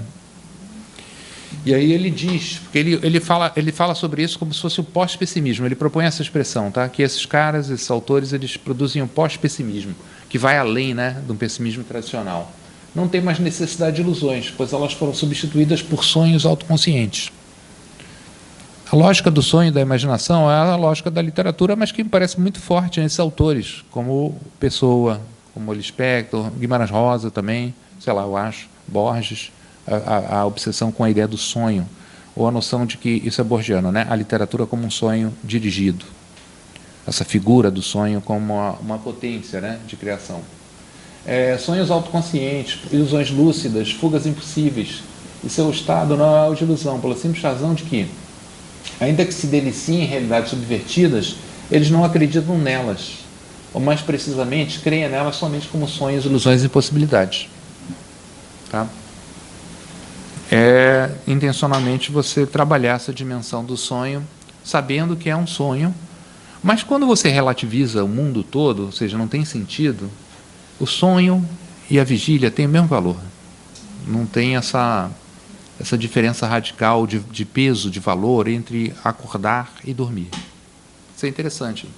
Aí você é uma espécie de uma libertação do mandato da vida real. Claro que, veja, vamos relativizar. Não estou dizendo que a gente vai viver em sonho. Não é essa a questão. É ter a consciência de que o real, ele não se impõe tanto quanto ele gostaria de se impor a nós. Porque o real também é um poder, né? Uma forma de poder. A não ser que seja o real capitalista, mas a gente vai falar disso daqui a pouco. O realismo capitalista. E é isso aqui, ó. A Weird Fiction. Agora chegamos na última parte, tem meia hora. Weird Fiction, né? Essa ideia de ficção estranha, da qual o maior adepto, o mais famoso, foi o H.P. Lovecraft, né? O escritor norte-americano. Ele publicava suas histórias nessa revista, por exemplo, né? Weird Tales. Adoro essa capa, né? Essa arte. É bem essa sensação do estranho, né? E uma figura que eu acho que vai marcar bastante o novo estranho, esse novo estranho, porque Lovecraft representa essa vertente de um estranho, digamos assim, tradicional, que tem outros escritores, tá? Tem outros escritores dessa vertente. Mas hoje, o pessoal que escreve, né, Weird, fala do New Weird, o novo estranho, que está representado por autores como Jeff Vandermeer, o China Miéville, né, que escrevem... É uma literatura que está entre o horror, o sobrenatural, o alienígena. E aqui a gente tem uma descrição que dois autores fazem, tá? Eu achei boa para definir o que é o weird, tá? O estranho. Ao transportar o leitor do mundo mundano, da vida cotidiana, para o universo ficcional, marcado pelo terror inexplicável e a infamiliaridade perturbadora, a história estranha de horror sobrenatural circunvenciona o habitual, o intelectual e as barreiras sociais, que de outro modo preservam o nosso sentido de realidade e tornam o mundo um lugar familiar de segurança e pertencimento, ou seja, sentido, inteligibilidade, identidade, e expectativa racional. O weird é aquela experiência que te desestabiliza, porque te tira do cotidiano, da sua vivência racional, para te colocar num mundo onde você encontra uma perturbação da ordem. E, geralmente, essa perturbação vem de fora. Aí você vai me perguntar, fora? Mas que fora? É o fora. Esse fora é um fora abstrato. Vem de outra dimensão, vem de outro lugar. Vem de um fora, um outside. Essa palavra que depois o Deleuze e Guattari vão usar, né? Se apropriando do Lovecraft, outside. A ideia do fora. Esse fora misterioso, né? Por essas razões, a ficção weird, a ficção estranha, iria parecer não apenas ser compatível, senão retoricamente vantajoso ao pessimismo filosófico. Esse autor estabelece claramente essa relação entre o pessimismo, né, e o filosófico e a ficção weird. Primeiro, o sentido do medo estranho, né? Uncanny, essa palavra também é boa, né? Uncanny. Um estranhamento, né? Uncanny. Como, acho que em inglês eles traduzem assim, o unheimlich, né? Do Freud. O não familiar, o estranho. É um termo muito popular na cultura de videogame, quando o rosto que é feito para parecer humano não parece humano. Porque falam que é o Vale da Estranheza. Uncanny Valley. Que tem a ver com inteligência artificial, essas coisas. Está parecendo humano, mas alguma coisa que mostra que é criação. Que é exatamente o que o Freud faz no texto, o estranho, quando ele cita o conto do Hoffmann, né, que é O Homem de Areia, que o personagem se apaixona pela Olímpia, que depois descobre que ela é uma boneca, um robô, né? Então tem essa estranheza do vivo e não vivo. Por essa... Hã? O balé Copélia? Copélia, E tem também o Quebra-Nozes, que tem essas figuras, né? Copélia é baseado no conto do Hoffmann, né? Do Offenbach, né? Eu não sabia.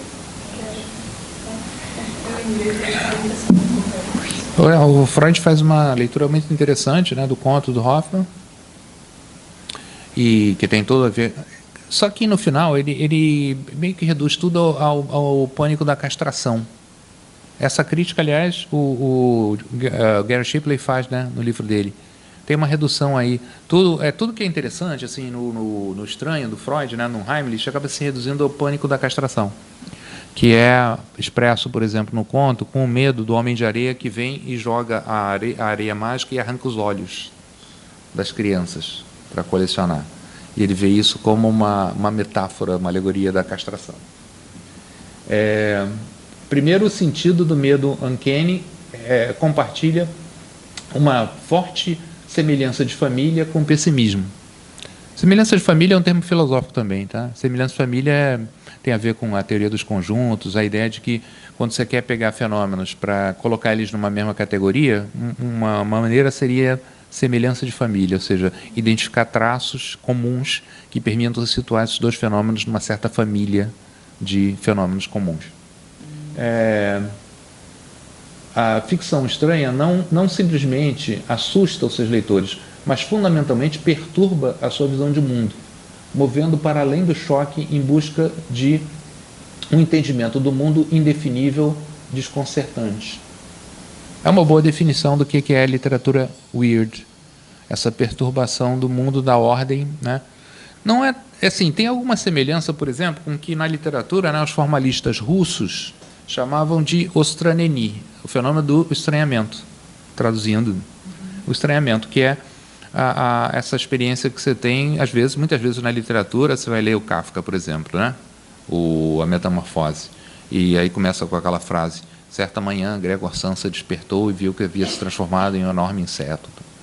Então você já entra no estranho logo de cara, tá? Te perturba a ordem do mundo que o cara se transforma num inseto.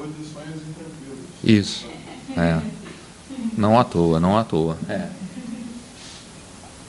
Então, a ficção estranha manifesta ou encena o pessimismo por meio de estratégias retóricas e dispositivos estilísticos. Então, veja bem, não tem lugar melhor no mundo para você ter a experiência do estranho do que a América Latina. Porque aqui a gente já vive num mundo estranho. Quando você pensar em relação ao referencial do primeiro mundo, né? Da Europa, sei lá, dos Estados Unidos.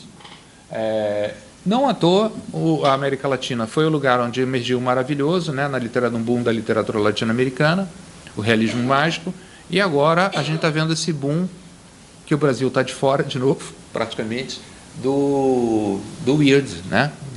Do novo estranho. Mas se vocês ficarem, é impressionante a quantidade de escritores da Colômbia, da Bolívia, da Argentina, do Uruguai, do Chile, que vão trabalhar esse gênero de uma forma programática. Agora é importante uma nota, né? Mais do que falar em gênero, que eu acho problemático essa categoria, gênero weird, é mais interessante pensar que o weird são efeitos textuais que criam atmosferas estranhas. Assim, a gente não tem que ficar preso a essa ideia de que tem um gênero específico que é o estranho. Não. São textos que evocam, que produzem efeitos, uma atmosfera de estranheza. Você falou dessa coisa programática dos outros países. Me lembra que o Júlio França já escreveu o nome do artigo era O Sequestro no Gótico no Brasil. Ah, sei. Que basicamente toda essa literatura mágica, gótica, etc., foi muito boicotada, porque o que tinha que prevalecer aqui era a literatura denuncista de cunho social. Então... que vocês veem que, na verdade, assim, às vezes a literatura denuncista mais interessante, e esse é o caso do weird latino-americano, é essa que não é realista, não é naturalista. Ela pega essas realidades absurdas, encena, aumenta o absurdo, e você, com isso, presta atenção no absurdo que essas realidades implicam para a existência latino-americana.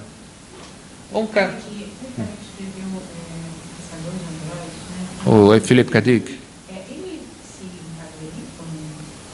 Não, o Philip K. Dick, ele... pessimista? Acho que sim. Acho que a gente pode colocar ele numa dessas categorias do pessimismo. Porque certo. É bem sombrio. Porque o Philip K. Dick inaugurou uma tradição que é o cyberpunk, que é muito diferente da ficção científica moderna, que era otimista, que acreditava no progresso e tal. Aí, nos anos 80, vem o cyberpunk. O Philip K. Dick é um dos inauguradores, e aí é esse futuro sombrio, é o horror, é a perda da identidade, são os temas que ele trabalha na literatura cyberpunk. Mas, ao mesmo tempo, ele também tinha um lance bem até do punk, né? Tinha uma coisa bem de contracultura, porque tinha muita coisa de lisergia, de universos alternativos. Sim. Né? Então, até o momento do Castelo do Alto, imaginam... Vocês sabem que ele era doidão, né, o Philip K. Dick? Ele tinha uns delírios assim, inclusive ele muito interessante. Ele achou que recebia mensagens, né, de uma inteligência que era o VALIS, né, Vast Artificial Living Intelligence. Assim, ele recebia essas mensagens e plasmava elas em textos. Até o nome da VALIS. biografia dele é Eu Estou Vivo, Vocês Estão Mortos. Essa experiência dessa autora, não sei se for também a experiência do Mark Fisher no CCR Luna. Sim. Ele conseguiu de hiperstição. Hiperstição. De ficcionalizar o real, né? Eu preciso realizar. Esse livrinho aqui, ó, do Mark Fisher, que era ligado, né, ao CCRU, como você falou, esse livrinho aqui se chama O Estranho e o... Cara, como é que traduz Eerie? Em espanhol eles botam espeluznante. É o estranho e o desconfortável, sei lá. O eerie. Ele pega esse livrinho aqui, ele trabalha essas duas categorias, né? O estranho e o eerie. Ele faz uma distinção entre elas, que estão ambas presentes assim, em muitas histórias, em muitos textos, né? Em produtos da cultura da mídia também hoje. Porque ele é um cara interessante que ele faz teoria cultural e, cara, é uma erudição que atravessa assim, o universo. Então, Mark Fisher é um cara que pega cinema, pega cultura pop e vai colocando isso dentro da reflexão dele junto com filosofia, com sociologia, para produzir uma leitura de mundo muito interessante. Aí a gente vê muito claramente que o estranho aparece com uma certa atmosfera de sufocamento, né? E terror inexplicável de forças externas, forças exteriores, desconhecidas, né? Já o eerie diz respeito a lugares onde já habita a estranheza. Esse eerie seria assim, enquanto que o weird é algo que vem de fora, um fora que você não sabe, assim, inexplicável, o eerie seria você estar em lugares que nem um cemitério, sei lá, um bosque, e que está presente ali a estranheza. Acho que muito emblemático disso é o livro do Jeff Vandermeer, que é um autor do New Weird, né, que está naquele filme Aniquilação. Vocês viram Aniquilação? Annihilation é a versão com a Natalie Portman. É um filme de ficção científica que tem uma área, acho que é a área X, né? Que é uma área, não sei se caiu alguma coisa ali naquela área, tem um fenômeno que acontece que naquela área a natureza enlouquece. O DNA de várias espécies se mistura, criando coisas monstruosas. Então assim, é que nem a zona do Stalker, para quem viu o filme, né? Essa zona que é esse lugar estranho aonde você quebra a ordem do mundo tradicional, como se tivesse um local específico aonde as leis não funcionam, as leis do mundo tradicional. Então isso seria o eerie, né? O insight central desse livro do Mark Fisher revela o eerie como rastro de uma impenetrável agência sem fora, um impulso não subjetivo perturbador que dirige incompreensivelmente o nosso comportamento desde dentro. Também tem uma ideia que o weird choca mais pelo excesso que é mostrado, e o eerie mais pela ausência, né? É tipo a diferença entre um monstro e uma rua deserta. Certo. No livro tem uma interação de canais que são esses de, sei lá, caça, fantasma, que são essa figura do eerie, porque não mostra nada assim, mas sempre o caso abandonado. Sim. É uma ausência que é a ausência da presença humana, né? Mas assim, o que mais... Olha a foto de, sei lá, Cidade Fantasma. Isso. Porque você... Mas o Stalker também tem isso, né? O Stalker parece uma coisa tão tradicional e conhecida e ao mesmo tempo é tudo estranho, né? Porque o Stalker não tem nada lá, né? Assim, tem tudo, né? Tirando aquela imagem sei lá, que parece uma areia, aquela... Sim. Mas é muito estranho, né? E aquele Annihilation, ele já é uma coisa mais que a gente... que tem uma certa, sei lá, tecnologia, uma certa sofisticação para ver as coisas, assim. Na verdade, assim, o Stalker, ele é baseado numa história de ficção científica, né? No qual uma civilização alienígena deixou essa área, essa zona.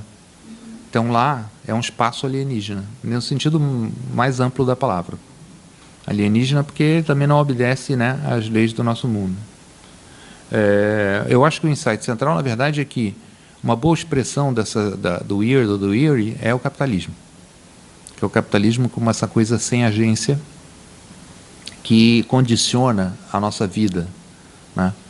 E no outro livro dele, que é o Realismo Capitalista, o Mark Fisher fala que não tem um fora do capitalismo hoje, né? Não tem um fora do capitalismo. O capitalismo está em tudo. Então, a princípio, parece uma perspectiva muito assustadora. Vejam que ele se suicidou, tá? Mas ele não era um pessimista, não.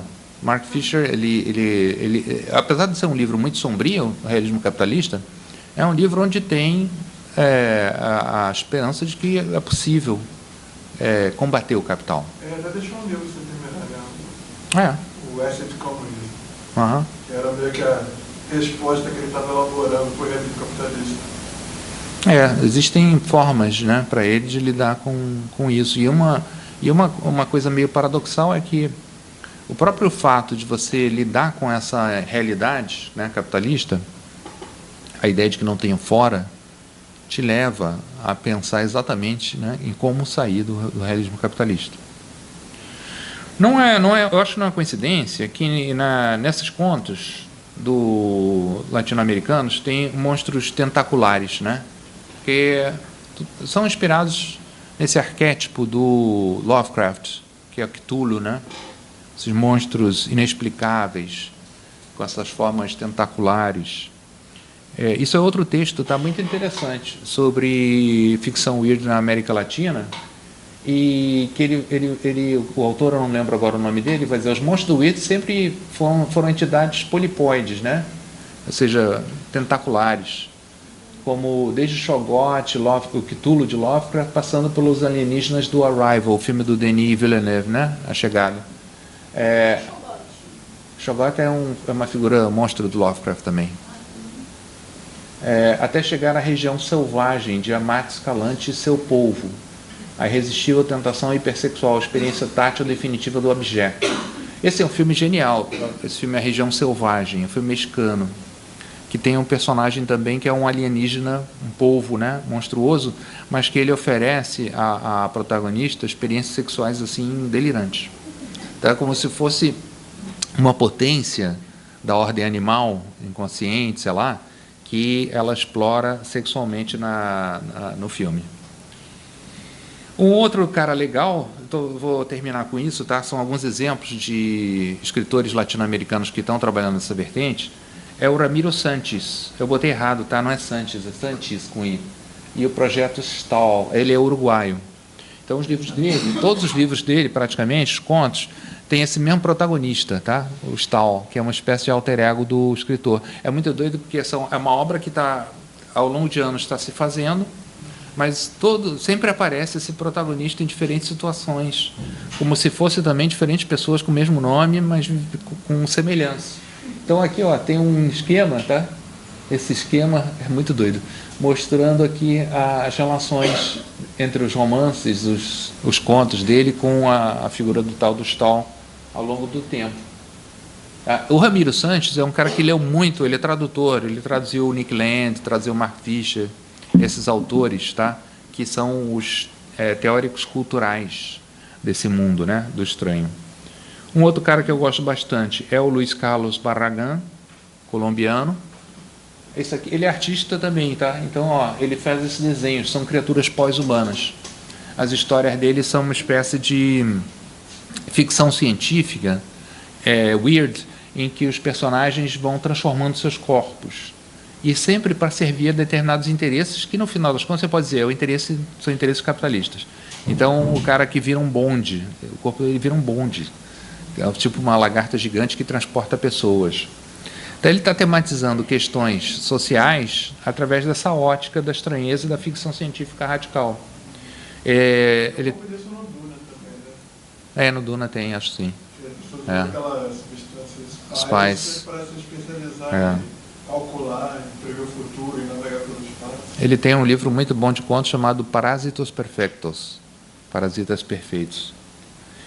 E tem a Liliana Colanzi, que é boliviana, tá? Aqui tem um trecho de um conto dela, que era espetacular. Ela é muito boa escritora.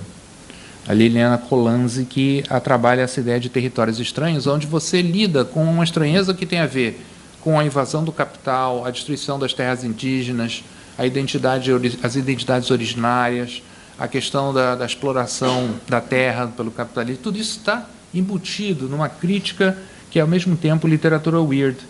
Então, nesse conto, né, o Chaco, é um conto em que um menino ele mata um índio, joga uma pedra no índio, e aí o espírito desse índio vem habitar dentro do garoto, produzindo uma espécie de uma viagem xamânica alucinante pelas terras bolivianas. E tem uma parte do conto em que a personagem vê uma criatura tipo um polvo estranho, num lago, eu acho. E aí, olha só como isso é muito emblemático, né, do estranho pessimista.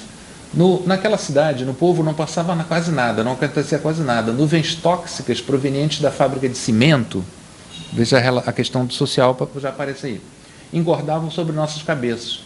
Ao entardecer, essas nuvens resplandeciam com todas as cores. Aqui lembra um pouco o conto do Lovecraft, que é a cor vinda do espaço, né? The Color Out of Space. o que não estava enfermo na pele, estava enfermo nos pulmões.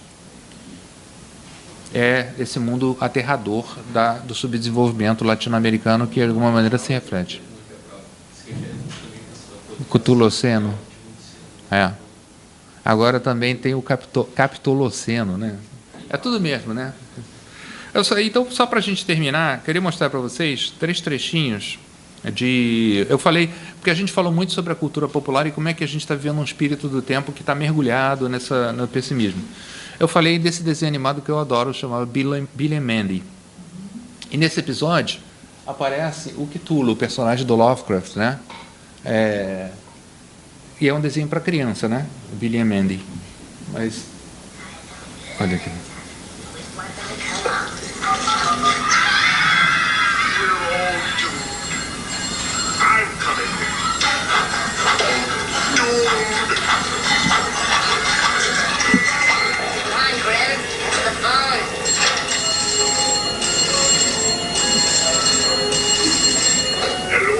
Hey, Squid Boy, it's for you.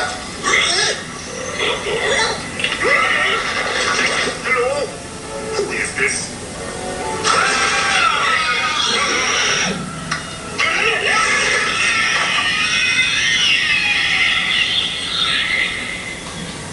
Ela aprisiona o Cthulhu dentro do telefone.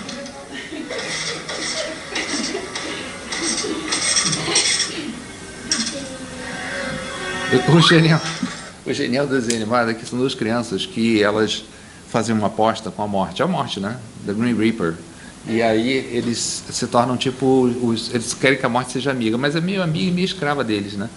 Que ela tem que obedecer tudo que eles fazem. Por osso. É muito legal esse desenho. Era o Orlando Drummond que dublava, eu Cara, acho. eu adoro esse. Aquele Billy que sempre com o nariz cheio de ranho. Aqui é aquela cena do filme A Região Selvagem, em que a personagem tem essa experiência erótica com uma criatura alienígena tentacular. Tem um filme também mexicano que trabalha uma série de temas sociais e da violência contra a mulher através dessa questão de uma liberação sexual com essa criatura que vem do outro mundo. Muito doido esse filme, né? Mas é bem poderoso. Aqui a gente tem uma reportagem de um jornal latino-americano, não sei de onde é, falando sobre o novo weird latino-americano, o questionamento da realidade, né, que ele produz. E lá a gente encontra essa frase, eu queria terminar com isso, e as minhas conclusões. Esse trecho da reportagem que diz assim, eles consultam, né, claro, sempre, você sabe que em reportagem é sempre assim, consultam um intelectual, professor universitário para falar sobre o tema. Então, a intelectual diz, algo me parece mais importante nos escritores New Weird na América Latina é essa ideia de não naturalizar ou não tomar como natural questões que são, em última instância, sociopolíticas. Disso também a doutora em filosofia explicou que, ao colocar em dúvida as ordens sociais estabelecidas pelo próprio ser humano, se mostra que estas não têm uma regulação, uma regulamentação inapelável. E, por fim, são coisas que podem ser cambiadas, ou seja, mostrando que essa ordem do mundo, que parece natural para nós, que isso é ideologia, né? Transformar um estado de coisas em algo que seria natural, pode ser desconstruído como algo não natural. A autora de Madrugada apontou que a figura dos monstros desempenha um papel essencial nos relatos, pois visibilizam a confrontação de si mesmo com o outro, enquanto que precisamente evidencia a incerteza do mundo humano.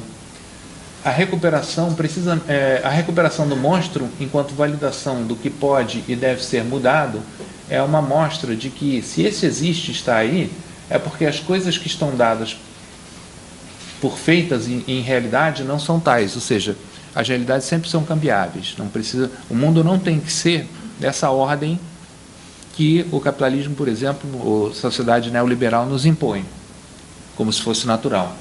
Interveio também a narradora boliviana Liliana Colanzi, aquela do conto, que expressou que esse gênero possibilita que enfoquemos nosso olhar em outros elementos que conformam o nosso universo, deixando de lado a visão na qual o ser humano é a criatura central da criação e o fim absoluto de todas as coisas. Porque o New Weird, como na filosofia contemporânea, é uma tendência profundamente anti-antropocêntrica. A ideia de que nós somos o centro do universo, né? Desconstrói esse postulado, que o homem passa a ser uma criatura absolutamente casual, insignificante, né, no cosmos. Quiçá teríamos que pensar como o Weird põe em xeque, o antropocentrismo e nos relaciona com outros elementos vegetais, animais, inclusive minerais, para descentrar a importância do humano. Então, muitas histórias em que tem essas mesclas do humano com animal, com vegetal, ou o vegetal adquirindo uma vida alienígena, né? Esse tipo de narração. Conclusões, né? Recuperando o que a gente começou lá naquele primeiro encontro, né? Vocês veem que eu tinha pensado inicialmente em fazer 4, mas depois também as aulas estão começando aí semana que vem, e eu achei que a gente podia ter um bom panorama nesses 3 encontros, pelo menos para você se interessar pelo tema. Quem sabe a gente faz uma continuação, né, para mais à frente. Mas essas conclusões, eu acho que elas dão um bom resumo assim, do que a gente discutiu aqui. O pessimismo é uma tradição filosófica bem estabelecida, com diferentes visões e atitudes, quando a gente viu aqueles pensadores, né, Julius Bunsen, Philipp Menander, Schopenhauer, e outros, né? O pessimismo não é fatalismo e não precisa ser uma atitude passiva. Essa é a ideia, por exemplo, que está no livro da Mara van der Lugt, né? O Hopeful Pessimism, pessimismo esperançoso. O pessimismo é atravessado por forças imaginativas e criativas, fertilizando a arte e a literatura. A gente viu isso hoje o dia inteiro, né? Aqui essa tarde toda. O pessimismo é como um espírito do tempo ou uma atmosfera da contemporaneidade, na qual a gente está bem mergulhado. E o pessimismo não é autoajuda, nada tem a ver com a lógica dos coaches.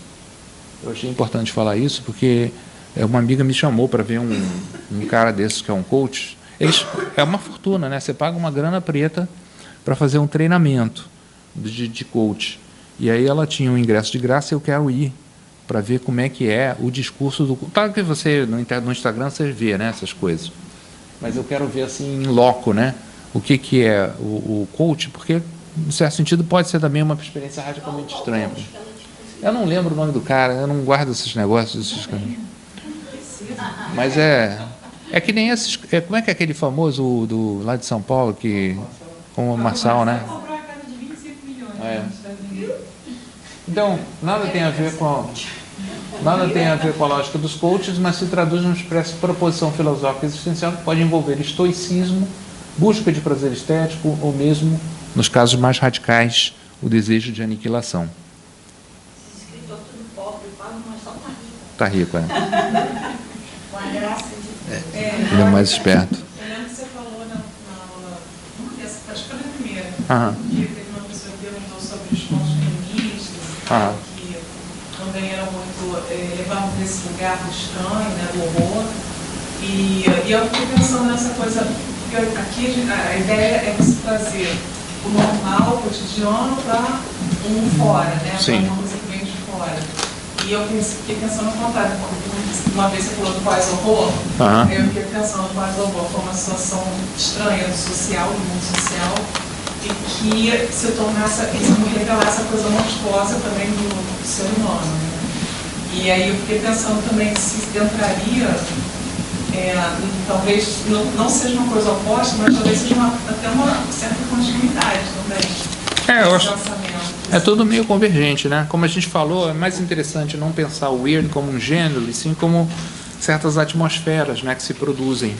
Então, no novo horror, esse, sei lá, pós-horror, né, como chamam, também tem isso. Tem essas atmosferas do weird, tem o eerie, tem a crítica social que está presente nos filmes, por exemplo, um cara como Jordan Peele, né? E que é muito interessante, porque desconstrói um pouco aquela ideia que as pessoas têm, por exemplo, de que o horror sempre foi um gênero muito alienante, um gênero que não trabalha questões, né? Mudou bastante. Você vê um filme como esse Get Out, Get Out? Do Jordan Peele, né? Que tem toda essa questão racial, tratado de uma forma que lembra essa estética, toda essa evocação de um universo fantástico, estranho, e você vê como isso produz um efeito que às vezes é muito mais impactante do que você ler um relato factual, que te coloca realmente na zona da estranheza, e você percebe, pô, o mundo é muito mais estranho do que a gente tende a imaginar. E exatamente por isso a gente começa então a questionar a ordem desse mundo. É porque o horror, né, como vendo do gótico, ele tem muito uma coisa que na sua criação, que é a existência de um fantasma do passado, né? Toda história de horror tem algum mal que não foi sepultado, né? No caso do horror é o racismo. O Zizek vai ler isso lacanianamente, freudianamente, né, como retorno desse reprimido, que é o que acontece, por exemplo, no Cemitério Maldito, né? Na história do Stephen King, que quando você enterra uma coisa lá, ela volta à vida, uma vida monstruosa. Para ele, isso é uma figura do retorno do reprimido, né? Mas é bem interessante. O pacto faustiano do protagonista, que não consegue aceitar a morte do filho. Problema, né? Quando você não se conforma quando você não aceita, né, uma ordem da vida, né, que é a morte. Alguém tem mais alguma questão? Quer fazer uma observação final? Alguma coisa? O próximo. Vamos pensar. Eu fazia tempo que eu não vinha aqui. Eu dei 2 cursos aqui na Casa Disso, já um foi sobre poesia e mística. O outro foi sobre teoria da mídia alemã, introdução à teoria da mídia alemã. E agora eu estou na piração com pessimismo, então eu pensei, poxa, pode ser legal, quem sabe eu converto algumas pessoas à religião do pessimismo. Mas é uma piração muito pessoal, mas me interessa como tema teórico. E aí a ideia da melancolia eu acho legal, porque a ideia da melancolia ela tem um potencial literário também e filosófico bem grande. Claro que são coisas próximas, né? Pessimismo, melancolia, mas tem um acento específico que é interessante trabalhar e que a gente vai pegar, pode pegar Benjamin, né? Ele dizia que nasceu sob o signo de Saturno. A gente pode pegar uma multidão de escritores. Geralmente o artista ele tem que sofrer, né? Vocês sabem, para produzir uma obra ele tem que sofrer, e é bom que seja melancólico. A melancolia tem uma disposição também, apesar da ideia da apatia, ela tem uma disposição criativa, né? Muito interessante. Tem a famosa gravura do Albrecht Dürer, né? Vocês devem ter visto já, que é o Sol Negro, né? Em que o sujeito tem um sujeito ali com um sol negro que produz a bilis. A bilis é a substância, né, da melancolia, ligada a Saturno, né? Tem todo um significado astrológico que vem desde o Renascimento, a Antiguidade, relacionando essas coisas.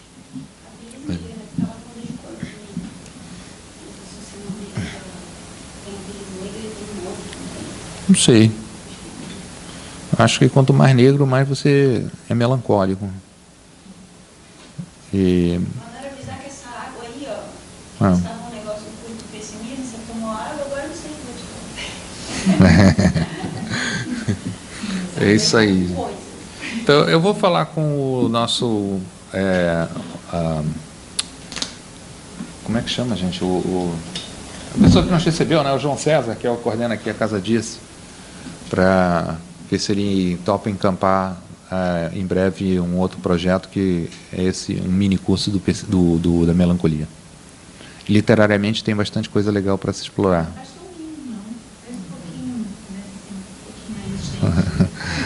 Tá, vou pensar em outros modelos. Fazendo merchandising, para quem puder e quiser também, a partir de sexta-feira agora, começa o meu curso com a Ivana Bentes, nós dois, né, na UFRJ, que é sobre imagem e política. E o curso ele é aberto para quem quiser assistir presencialmente ou pela internet, que vai ser transmitido também, né, diretamente. Vai acontecer lá na Praia Vermelha, né, na Escola de Comunicação da UFRJ, no auditório, não sei como é que chama aquele auditório, mas que vai ser transmitido, que parece que tem já 40 alunos da graduação e 20 da pós que estão inscritos. Vai ser sextas-feiras, de 1h30 às 4h30, eu acho. Qual é o nome? Boa pergunta. Eu esqueci o nome. Tem um Instagram que é lá da, acho que é do Pontão de Cultura, deixa eu ver aqui, que vocês podem entrar lá, que tem os anúncios desse curso. Deixa eu